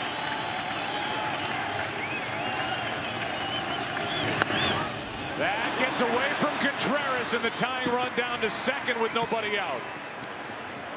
That may be a pass ball. They already say wild pitch, but that could have gone either way. Sure looked like he crossed him up. I don't know what went wrong there for Contreras. Oh, the ball just went the other way. He was expecting it to cut in, and the ball absolutely went the other way. So you're expecting this ball, as we said, the cutter fastball, does the opposite. Again, that could have been a pass ball, and they just changed it to a pass ball. Now the tying run at second with nobody out, and a 3-2 count on Santana. Fly ball into left. Zobrist broke in, now goes back, has it, and Napoli holds it second, one out. And Joe Madden, before that ball was caught, was almost headed out of the dugout. He told us before the game, if I get Chapman up, he's coming in. Him up and then sitting down and getting up again, not a good thing. And with one out here in the seventh, it's time for the closer. Aroldis Chapman on a cold night at Wrigley in the seventh.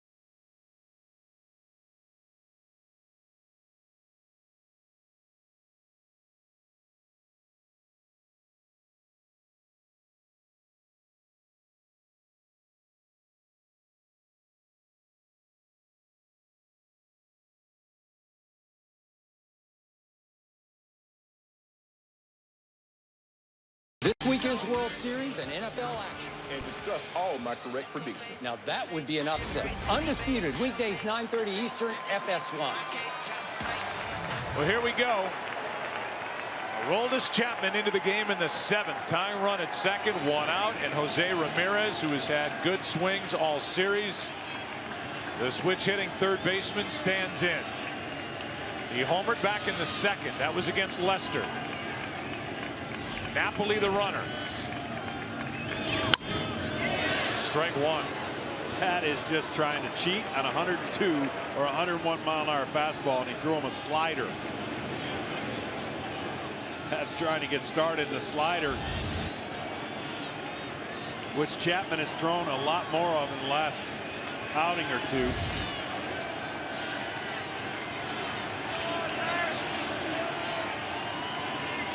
One of the most improved hitters in the game, Jose Ramirez.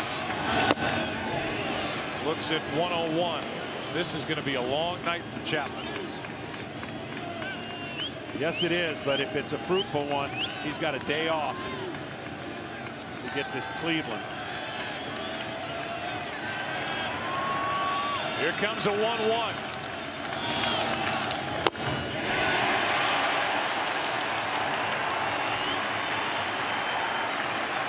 That's been a problem. Inherited runners for Chapman, who inherits the tying run at second here in the 7th.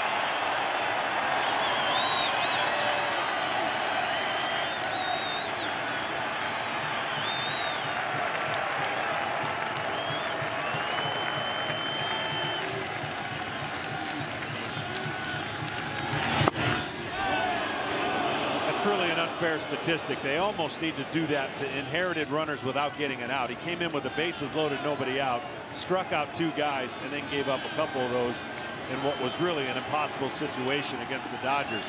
Gonzalez got him for a single up the middle.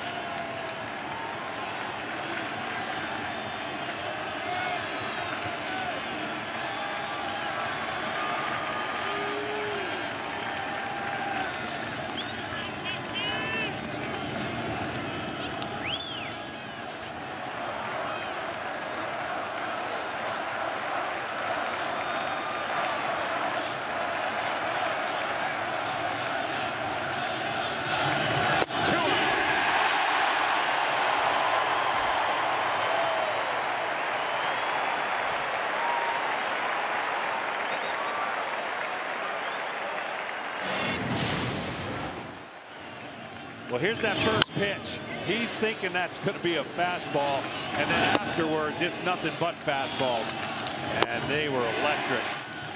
This is so hard to do and so hard to hit. A guy who throws this firm and has such a big extension, 6.53 or beyond extension, and then petrol, gasoline. Geyer almost hit, and he says he was.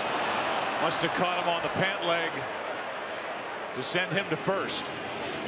So hit by pitch, and the go-ahead run is on here in the 7th inning. Let's take a look. Just grazed the thigh. Yep, left thigh. If you're going to get hit by 100, that's about the best way. Because otherwise, you square him up, that hurts. Well, how about Roberto Perez? He's hit 2 home runs, both coming in game 1. He's hit 3 home runs this postseason. He's 0 for 2 tonight, hitting under 200 for the postseason. Hit 183 during the regular year. 2 on, 2 out, 1-run lead.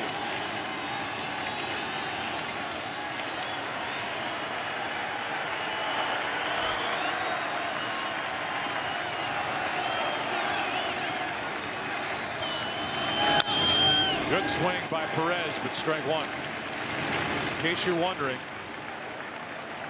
for Aroldis Chapman, his longest outing out of the bullpen, 2 1/3 innings. He's trying to go 2 2/3 here tonight. It would be huge.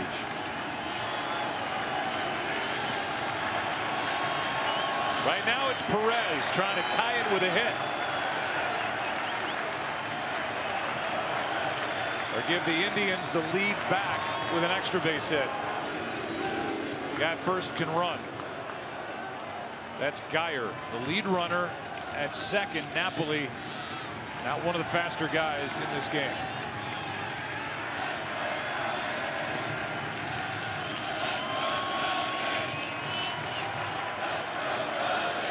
Contreras is summoned to the mound by Chapman. Well, Napoli will get that big secondary lead, and he's anticipating.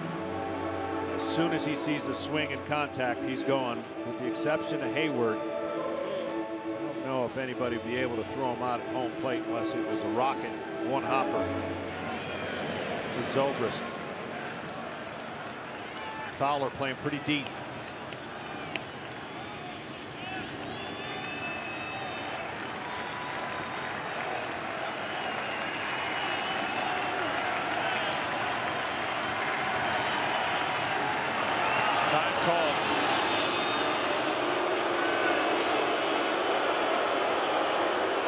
If you're an infielder for the Cubs, remember, if you knock something down, you don't have to make a miracle play to throw them out at first. Just keep it in front of you. Keep the inning alive. What a pick by Contreras. And that keeps the runners at first and second on one of the better plays we've seen by a catcher. I don't know how, with that velocity, he comes up with this. That's unbelievable.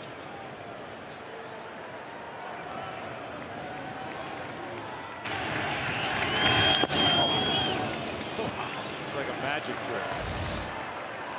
2 on, 2 out, 1 ball, 1 strike.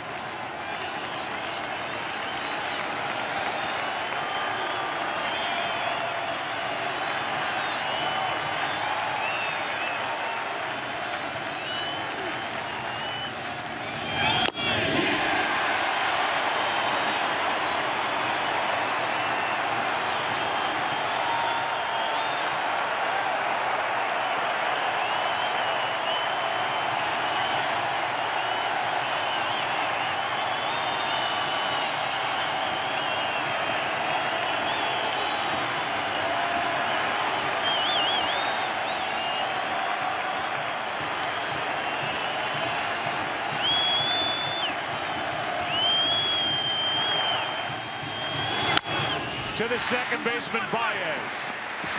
Chapman out of trouble.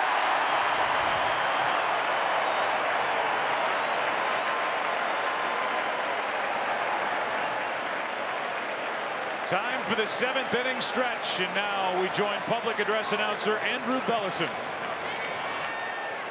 Ladies and gentlemen, please welcome the legendary Eddie Vedder. Hey, Chicago. Look at this. Look at you. Wrigleyville is full. It's October 30th, and there's baseball at Wrigley Field for the first time in history.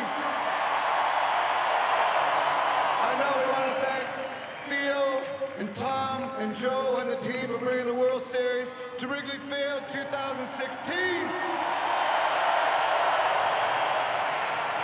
And there's one guy in particular I want to sing my ass for, and he's number 3. He's behind the plate. He may retire, but he'll never quit. Mr. David Ross, I'd like to belt this one out for you. It's his last game at Wrigley. Let's sing it for him. Let's sing it with Harry. Come on, Harry. All 1, all 2, all 3. Take me out to the ball game. Take me out to the crowd. Buy me some peanuts and Cracker Jack. I don't care if I ever get back on it. Root for the Cubbies. If they don't win, it's a shame. For it's 1, 2, 3 strikes you're out at people. Ball game. We love you, Rossi. Let's take this show to Cleveland.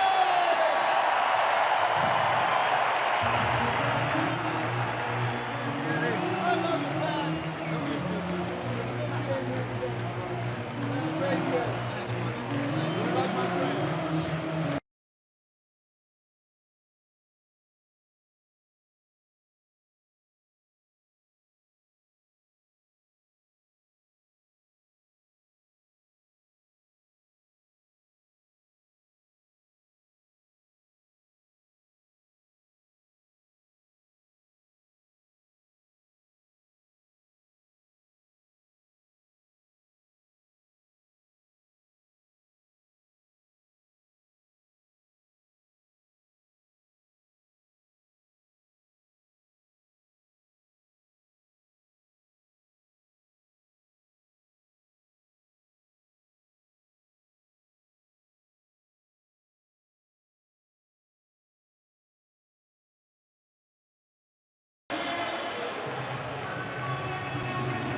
Game number 5 moves into the bottom of the 7th inning. Wilson Contreras is first at bat of the night. Shaw back to work. Strike one.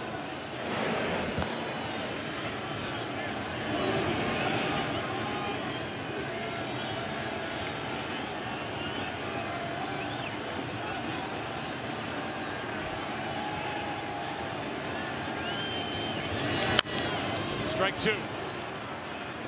Shaw struck out the side in the 6th. It'll be Contreras, then Fowler, then Bryant.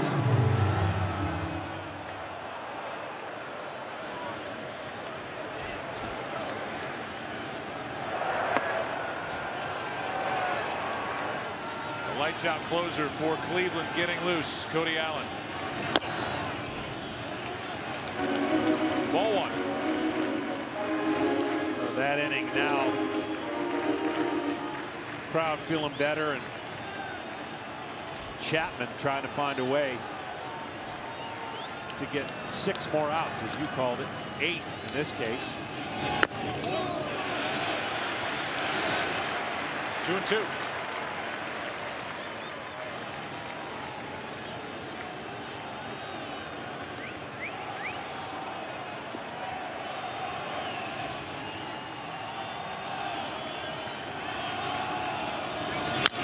Left side, Lindor on 2 hops. 1 down. Back to the top of the order. Back to the sky we go. Tonight's telecast sponsored by AT&T. Mobilizing your world. And tonight's aerial coverage brought to you by DirecTV. If you call yourself a sports fan, you got to get DirecTV. Call 1-800-DirecTV. What a job done tonight by Brian Shaw. We're going to have a double switch here as Terry Francona is going to go to his closer. Cody Allen rested, ready to give outs. A double switch here as Yan Gomes will take over behind the plate. Perez is out. Allen is in a terrific Game 5.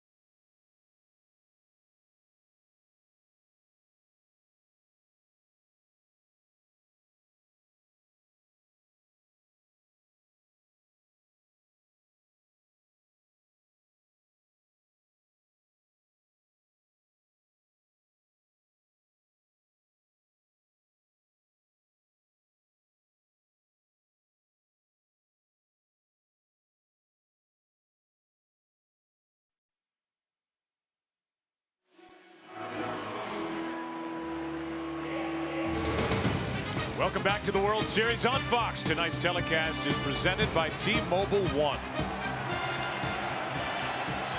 Here's Cody Allen now taking over. Top of the order, Dexter Fowler.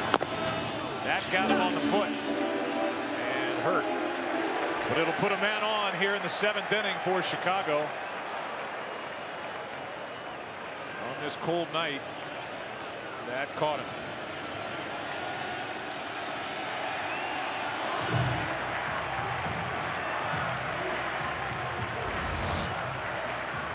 It's that power breaking ball. You see the top of the foot. Like you said, not a good feeling anyways, but when it's cold out, you've been standing out in center field.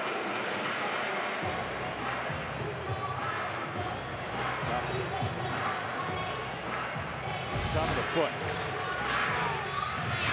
He's obviously a great base runner and is dying to stay in this game and play the outfield.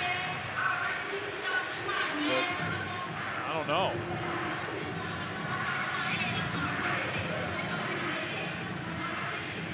They're going to give him a look. And Joe Madden's going to go join in this conversation to find out if he needs to bring somebody off the bench. We'll give you the T-Mobile One in-game box score for the Cubs. That Fowler's just been hit by a pitch.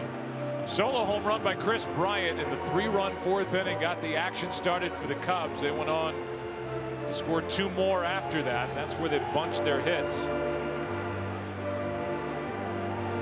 Russell's had a nice night batting in the 5 spot. Here's the homer by Bryant to tie the game in the 4th.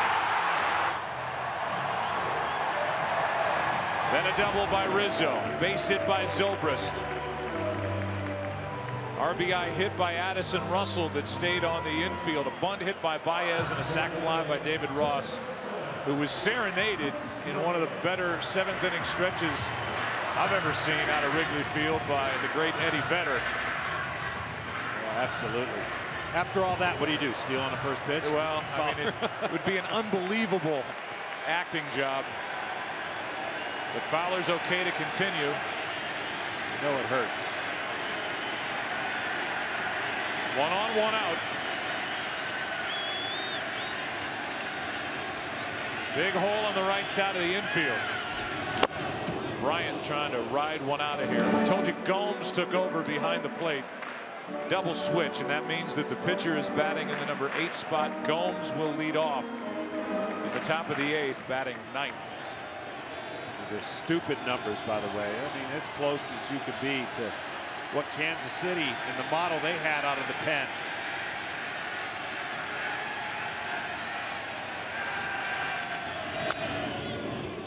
By the way, that's the first time Cody Allen has hit a batter all season long, as he got Fowler, who's still showing the effects of that hit by pitch over at first as the count's gone to 0-2 on Bryant.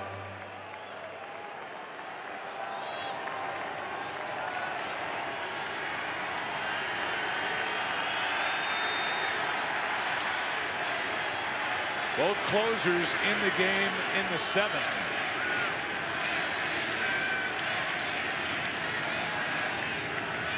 There he goes. Pitches high. Throw down. Too late. Bad foot. No bad foot. Stolen base.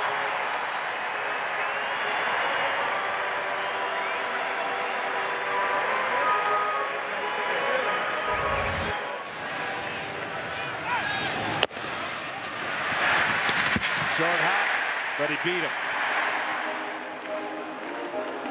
Fowler, one of the few guys. Seems like everybody slides in head first these days. He goes in feet first. Easiest way to stay on the bag. They're going to hold the tag just in case.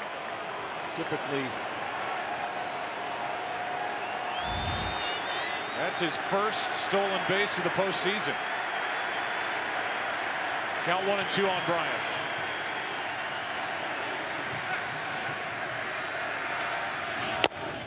That's strike 3. 2 out.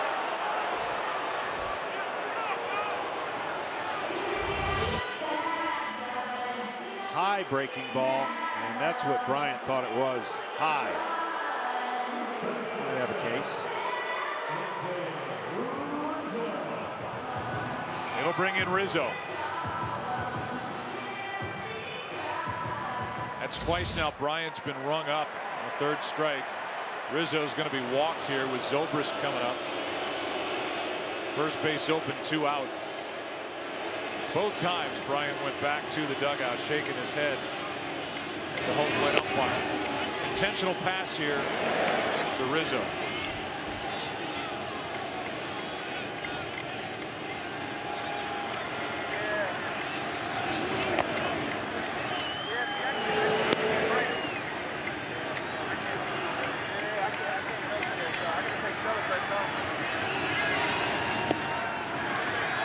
Put 2 on with 2 out. The World Series is sponsored by Chevrolet, the official vehicle of Major League Baseball. Chevrolet has earned more 2016 J.D. Power Dependability Awards than any other brand. Learn more at Chevrolet.com. It'll be Zobrist. Now Allen is a closer for the Cleveland Indians. Terry Francona does have Andrew Miller available tonight. If they have to get to that, a little different story than for Joe Matt and the Cubs in their bullpen, as they've used their best Chapman already.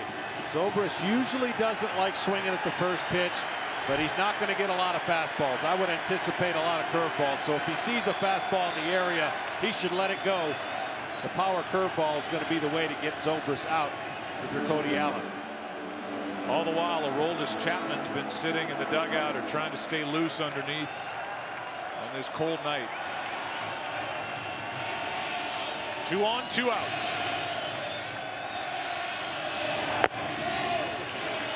Ball 1. Good discipline there. Zobrist doesn't mind getting deep in the count. He's been swinging a good bat, and he's definitely been swinging a good bat off of fastballs.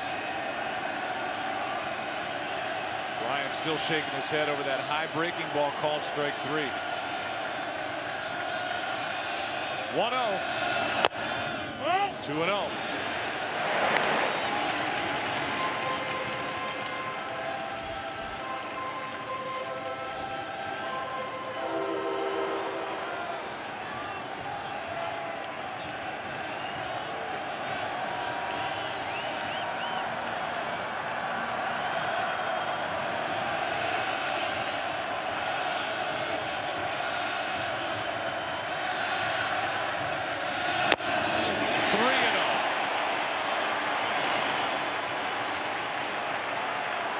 Addison Russell on deck.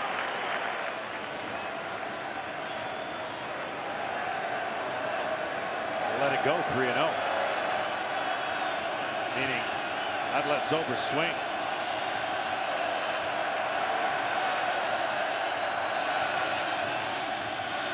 He's done once in this game, and he does it again. This time he comes up empty.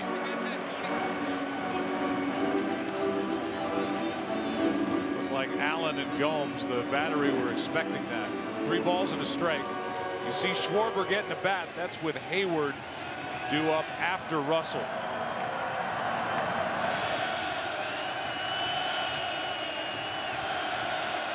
The 2 out in the inning with runners at first and second. 3-1 pitch. Popped up out behind short, and Lindor wants it. Has it. Cody Allen gets out of trouble in the 7th. 8th inning rolls in. 9 1 and 2 hitters coming up for the Indians, who trail by 1.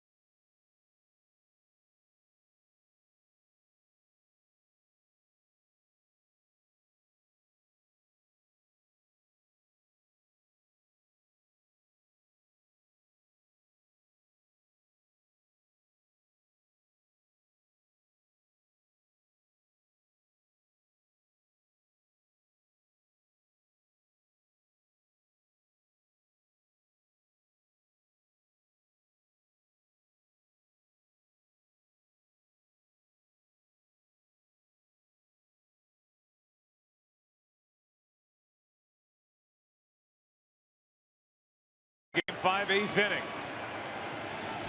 3-2, Cubs on top. First pitch swinging is Yan Gomes, who is at the plate for the first time tonight. 0 for 1 in this postseason. That came in this World Series. There's his regular year. Couldn't stay healthy. Fought his way back to the active roster in September. Here he is, trying to lead off the 8th with something. In the hole 0-2. Chapman is asked to get 8 outs tonight. He's got 2 so far. Pumping in fastballs, saying good luck to you.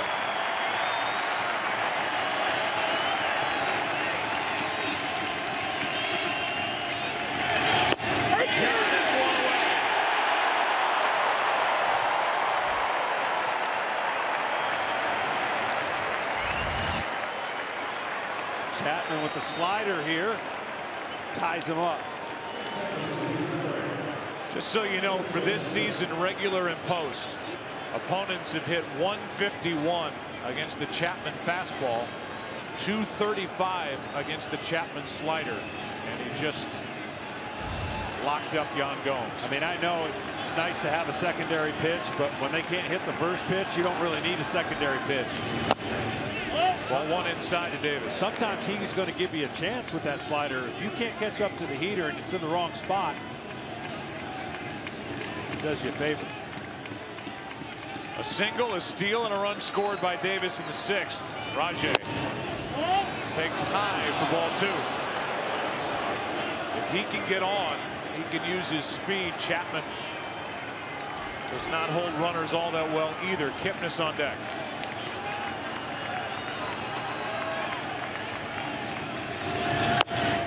Ball 3.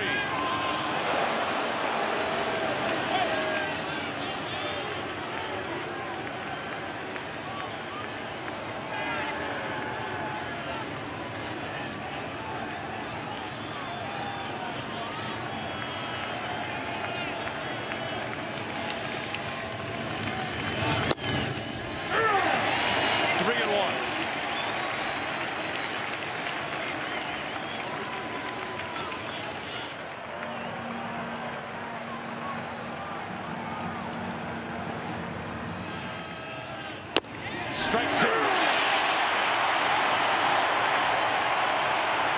Crowd once again.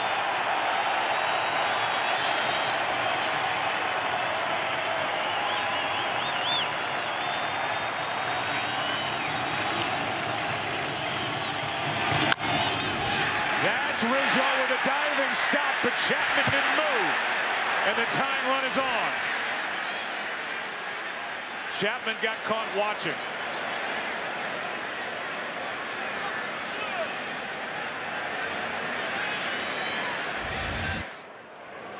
You see right here, as soon as he throws and he turns his back, because that's the way he finishes, and it was way too late at that point. Davis could flat out fly.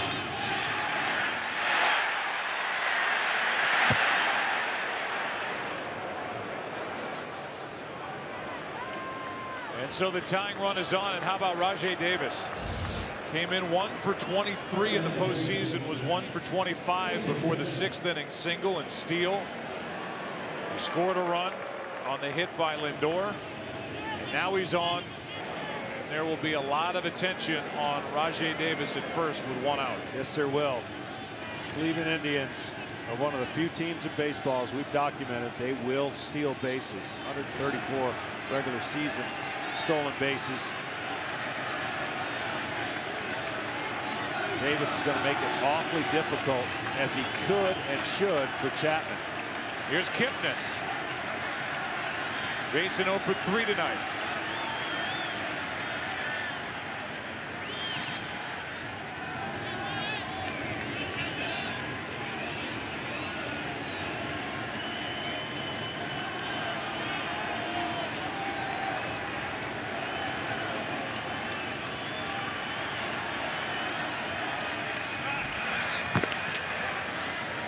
I just love this time of the year more than anything. I mean, I loved it when I was a player out there. Everything matters. Tension, crowd, every pitch is big. Of course, for the Cubs, it's magnified because they're down 3-1. But It just doesn't get any better than this right here.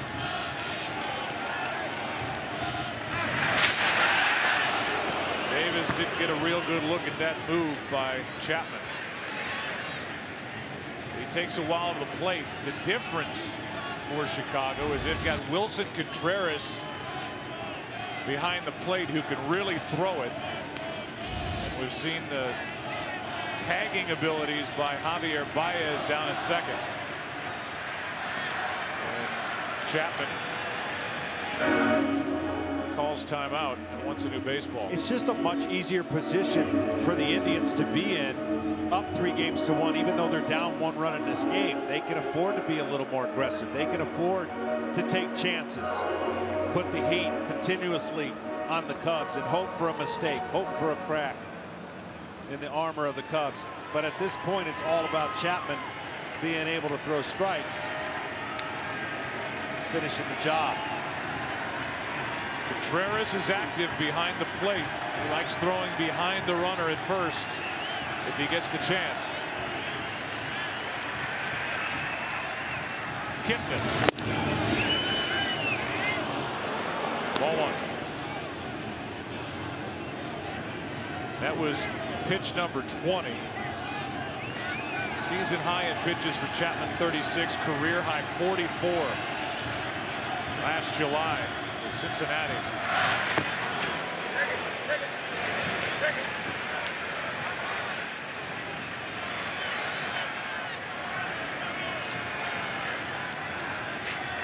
After that ball bounced over to first, the Indians were saying check the ball. Joe West alerted the home plate umpire, Tony Randazzo. They got Chapman's attention. He threw the ball out.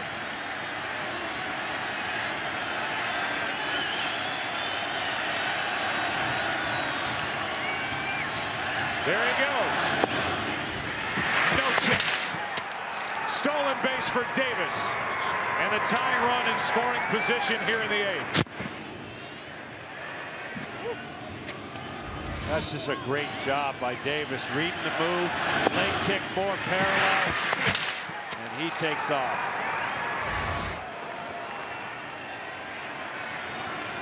What a nice addition to this Cleveland team, Rajai Davis, who led the American League in stolen bases at the age of 35, and he's got 2 big ones here tonight.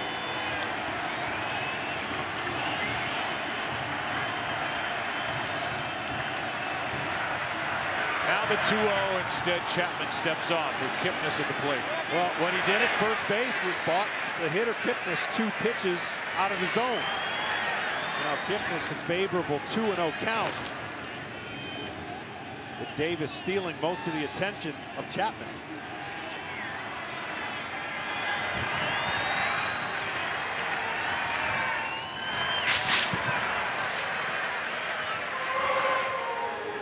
Now Contreras will go out to talk, and Baez will come in. And according to Joe Madden, the Cubs manager, Baez has the ability in these little meetings to say the right thing to Chapman, get him to laugh, get him to lighten up, and back to his position he goes. Well, there's a couple ways to put a pick off if you're a middle infielder, and of course Baez is going to be the only one because Russell's playing on the opposite side, not thinking that Kipnis can pull the fastball of Chapman. You do daylight, or there's a pick play, and a pick play can come from the catcher or a sign from the infielder. Daylight is when he takes off to second, you turn and spin trying to pick him off.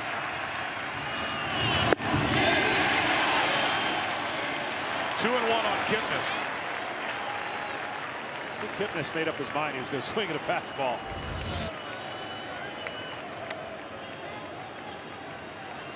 Such life on these pitches. Wilson Contreras glad to corral that.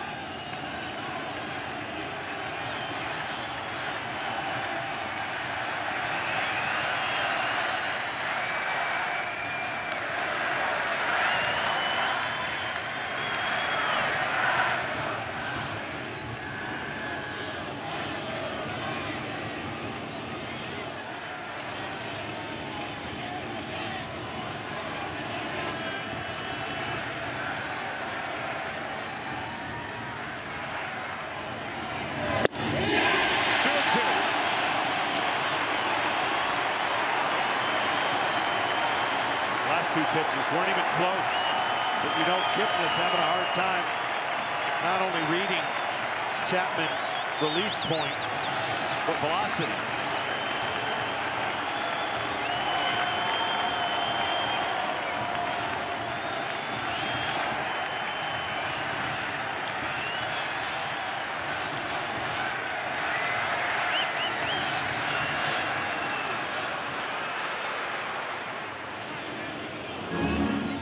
Another visit.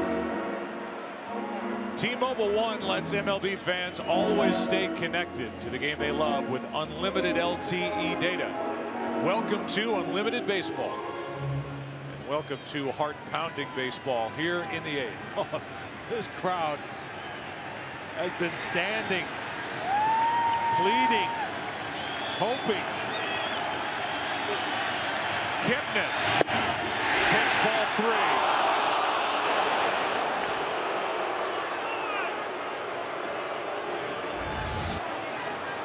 Where the other ones were, outside. Kipnis held up.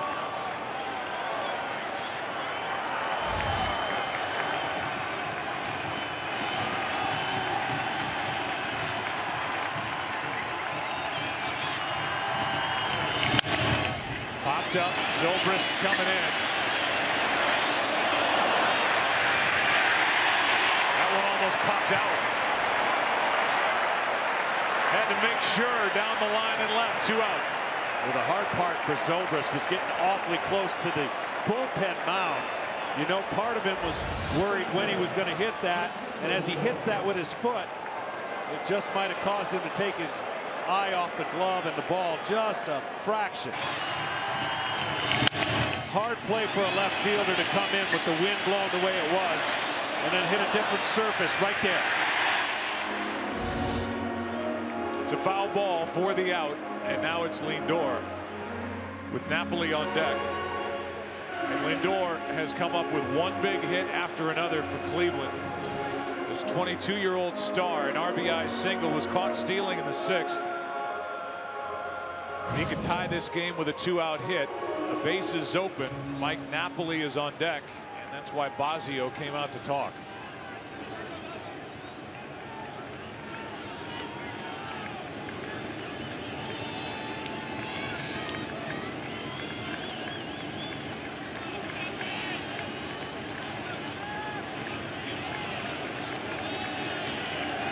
Number 444 hitting in this World Series. There's the tying run, 2 out, 8th inning. There goes Davis, and he just walks into third base with another steal. During that visit, he had a conversation with the first base coach, and that was already discussed what was going to happen. He was going to take third and put the ultimate pressure on now Contreras at home plate. Here comes a 1-0 pitch. Tying run is 90 feet away. Strike 1. The one thing Lindor has going for him, he's quiet, and as long as he doesn't take a really big swing, he has a chance against Chapman. They went with the slider there. Short, compact to the ball. Use the power of Chapman to your advantage. That's the importance of taking third base. Rajai Davis led the league with 13 steals of third during the regular season, and anything that gets away from Contreras, Davis will take off. And that was part of the game planning. Throwing sliders versus fastball early against Lindor.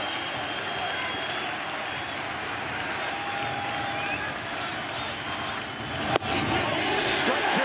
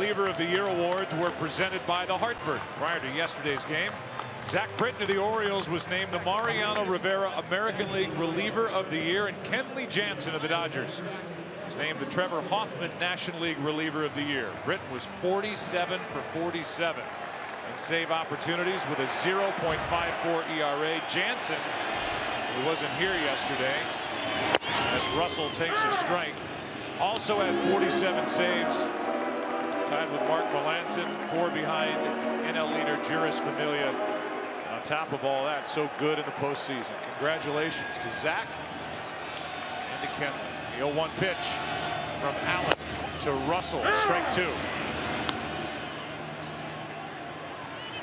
Just so you keep it in the back of your mind, in case something starts to happen for Chicago in the bottom of the 8th, Chapman is due up 4th.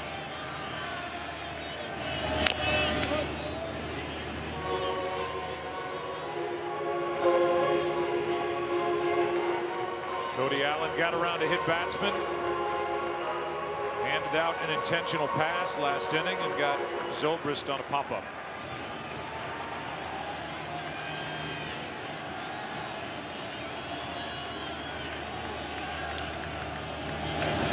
Struck him out, 1 away. Second strikeout for Allen. Tonight's telecast is sponsored by T-Mobile One. Welcome to Unlimited Baseball.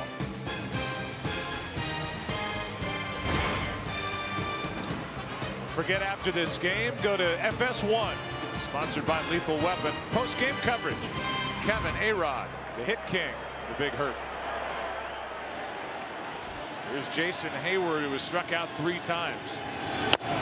Takes the ball inside. Well, you know, Jansen, you mentioned, going to be a free agent, I believe, and he pitched 3 innings in relief of Clayton Kershaw, only in a losing effort.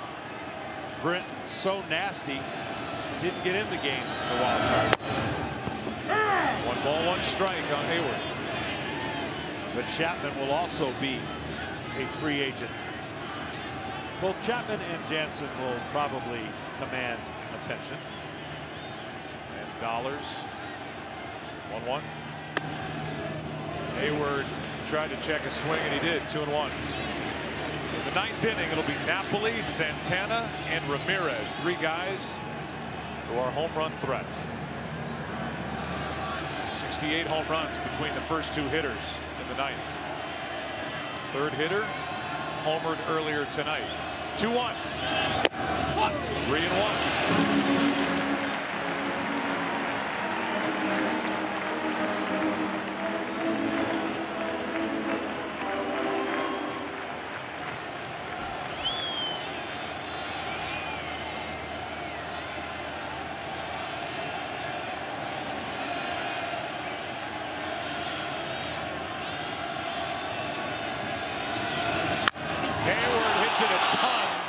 But pulls it foul. Well, Terry Francona basically has 2 closers. It's Cody Allen and Andrew Miller. So even in a 1-run deficit, he's asked Cody Allen to pitch a few innings. He hasn't had much action of late. With a day off tomorrow, he'll have his full complement of relievers ready if they need to play a game 6.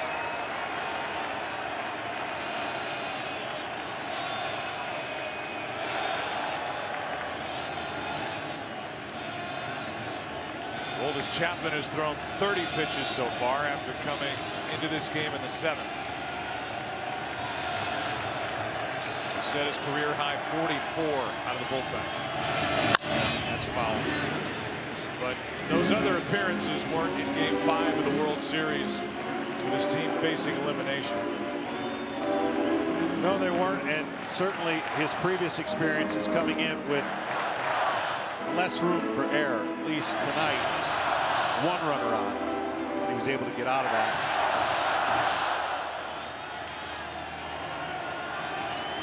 Might think about spinning a breaking ball here if you're Cody Allen.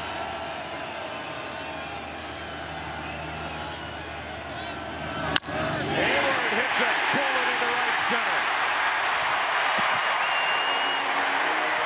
On with 1 out in the 8th. Hayward was was getting too good of swings off the fastball for my liking, and they went with a 3-2 fastball, and they went away, and he was able to hit a bullet past Kipnis.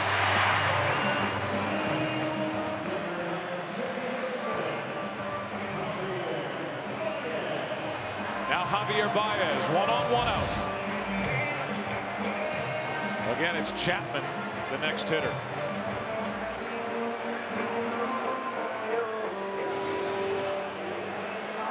Fazio is going through Pedro's stroke to talk to Chapman.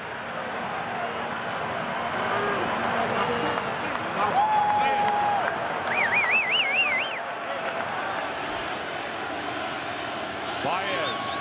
Hayward goes. Swing and a miss. Throw down. Not in time. Stolen base.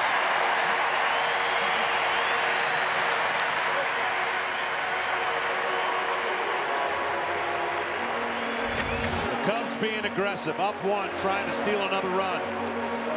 Using the formula and a late slide. Kind of a awkward slide as he tried to avoid the tag. But the ball gets by him. And then he lands on it.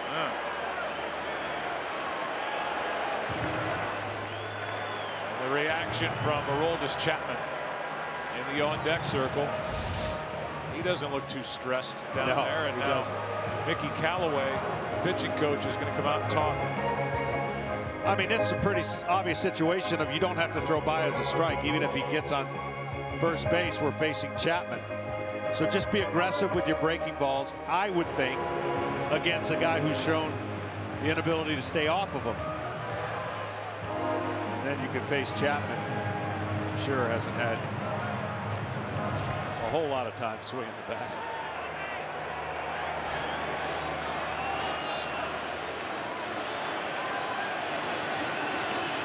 Oh, 0-1 the count on Baez. It's a big run sitting out there for Chicago. That's a strike, and it's 0-2. Now don't throw it anywhere close to the strike zone.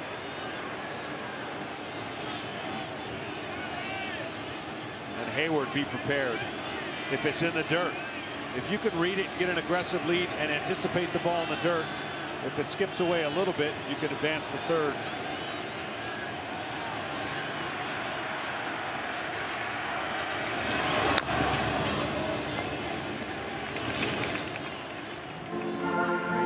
Part for Baez is to anticipate the ball up and not think it's going to be a fastball. But sometimes you just got to guess along with the pitcher when you're struggling on anything that moves.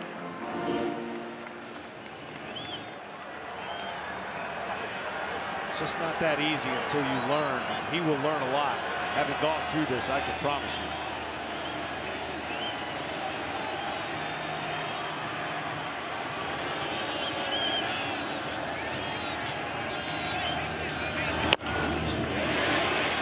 Visited with Terry Francona, the manager of the Indians, before the game. He was talking about John Lester, who he managed in Boston. He said, I know this, the game's not going to be too big for Lester. And then he said, what, if we go back to Cleveland, it's Arrieta. If there's a game 6 and if there's a game 7, it's Hendricks. He said, their pitching still gives me anxiety. Here's a 1-2. 2-2. Joe Madden said, just get this thing back to Cleveland. He likes Arrieta. Game 6, we take on Josh Tomlin, who was so good here 2 nights ago on Tuesday night in Cleveland. Spin it, spin it. Breaking ball.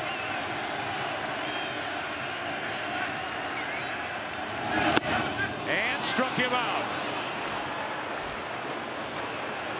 Another swing and miss from Javier Baez with a runner at second, 2 out. Here comes Chapman. That's how you execute without throwing a strike.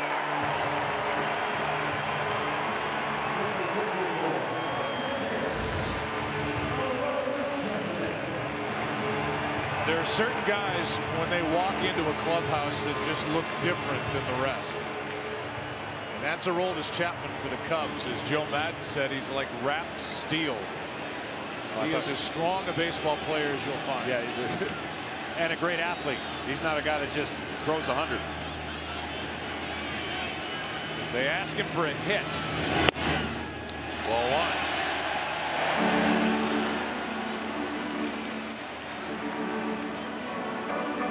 They're also going to protect themselves right there if he swings late. Chapman did not bat for the Cubs this season during the regular year.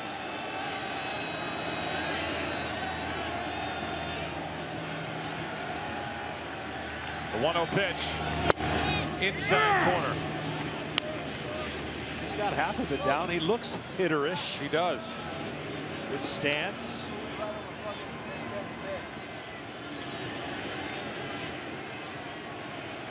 Oh for 1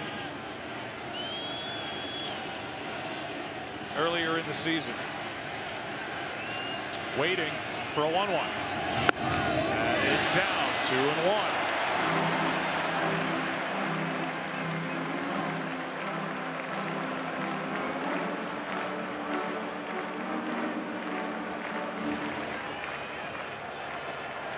Third career plate appearance for Aroldis Chapman. He's 0 for 2.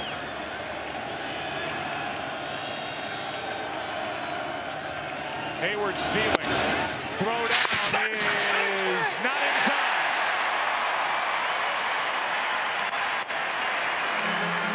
And the count's 2-2 on Chapman.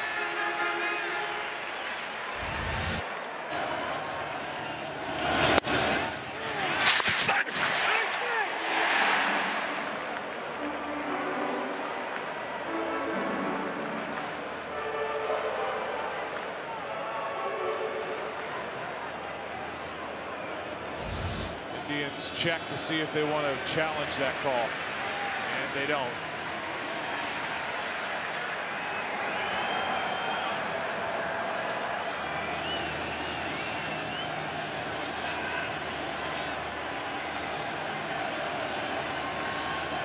Hayward at third, 2 out. Cubs by 1. A strikeout ends the inning and sends Game 5 into the 9th. The 3 guys coming up, Napoli, Santana, Ramirez, combined 1 for 7. Their careers against Chapman. Let's go to the 9th.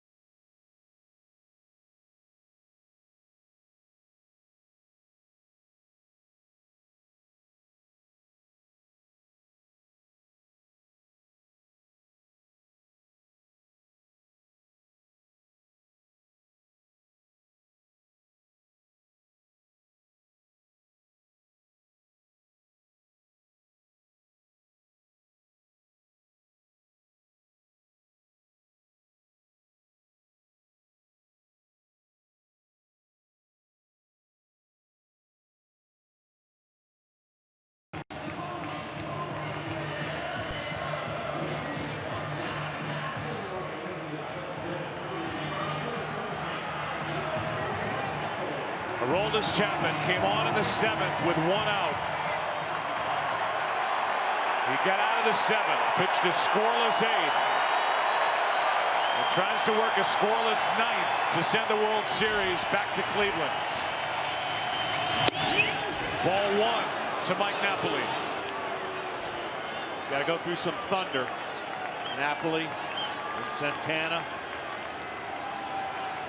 Back-to-back guys who each hit 34 home runs during the regular season. 1-run Cub lead in Game 5. Strike 1. The last home run Aroldis Chapman allowed was June 18th of this year to Kurt Suzuki of the Twins. He has seen 201 batters since.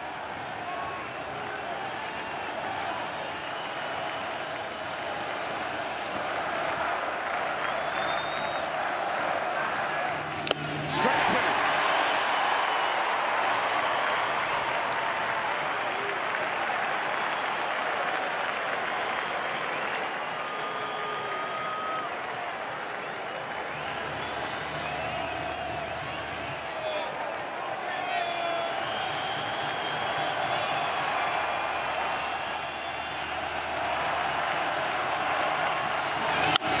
Off the end of the bat, Russell. 1 out.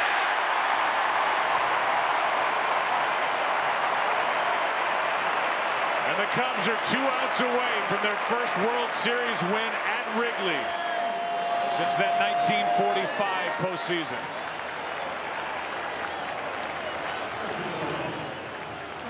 Here's Santana.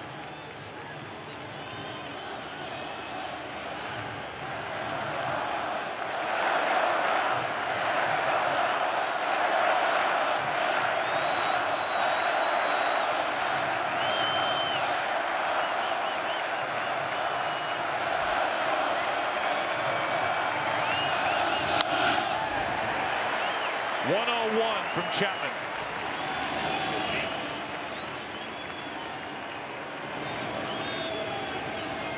Carlos hit 34 home runs, but 30 of those home runs came left-handed during the regular season. Chapman's done a nice job. He hasn't been too inconsistent with his fastball early on, mixing in a couple sliders. But now sensing a normal 9th inning, even though it's unnormal in the fact that this is the 3rd time he's entered the game, really. 7th, 8th, and now the 9th. The 0-1 pitch. Ball 1. Still in triple digits. As he has tied his season high for pitches. Still 8 away from his career high.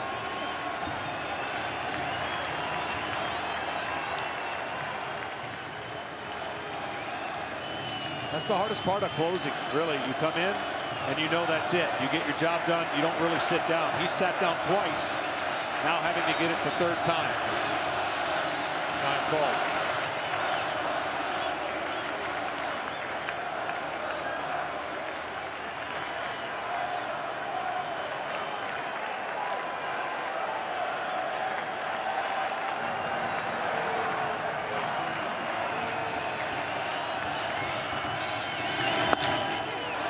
Two balls and a strike.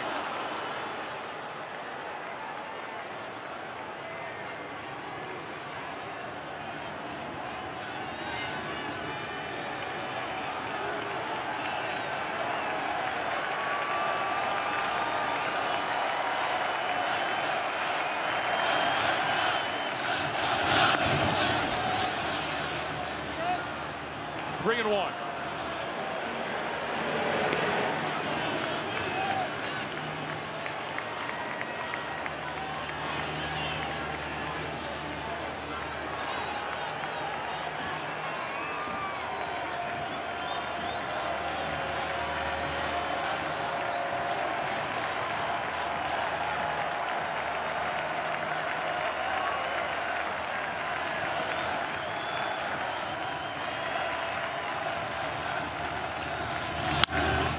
Popped up right side. Hayward coming to get it. He says stay away. 2 out.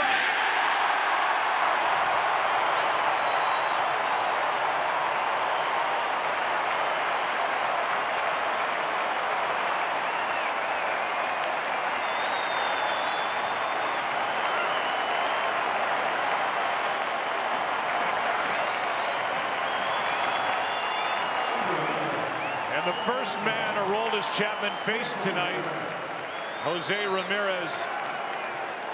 Chapman hoping will be his last faced tonight. Quite a job it would be if that is the case. Ramirez struck out when he faced Chapman in the 7th. Strike one.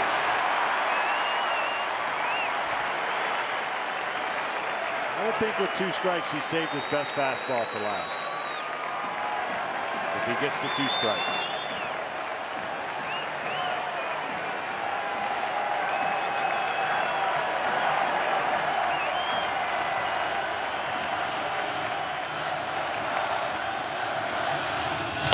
Strike 2.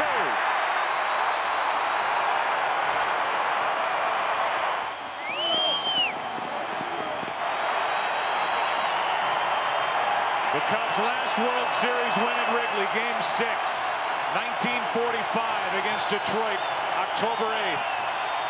It's the 30th of October, 2016. Struck him out. That will be a Game 6. Cubs won it 3-2.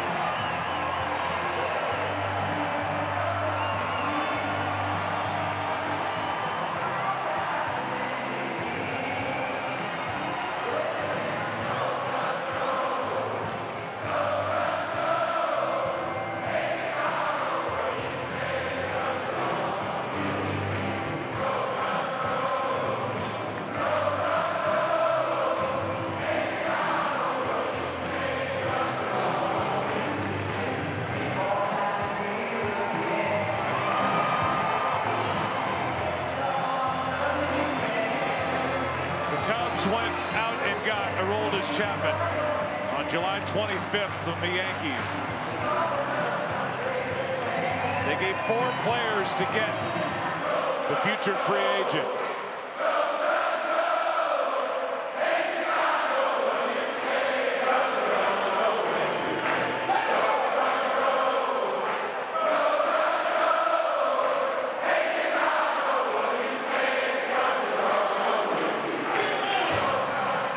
The 7th inning, Joe Matt handed the ball to Aroldis Chapman and said, "It's all yours." And he got 8 outs and kept the lead and gets the series back to Cleveland. Let's go down to Ken Rosenthal. Thanks, Joe. Chris, elimination game. You led by 1 run in the final 3 innings. What was it like out there? It didn't feel like an elimination game. I mean, you know, it's nice to have a big inning there, and John doing his thing, and then Chappie coming in for, I don't know, 7 outs. I mean, that was an unbelievable win, and hopefully can use that heading into Game 6. You're going back to Cleveland. You've got Arrieta on normal rest against Tomlin on short rest. You've got Schwarber coming back. How do you like your chances? We feel good about it. I mean, you know, the reigning Cy Young winner, obviously he did well over there. He's a bulldog, man. He'll go out there and give you his best effort every time, and we always feel confident with him on the mound. So hopefully he can win that game, and you never know what happens in a Game 7. Chris, thank you very much. All right. Over to Tom Verducci.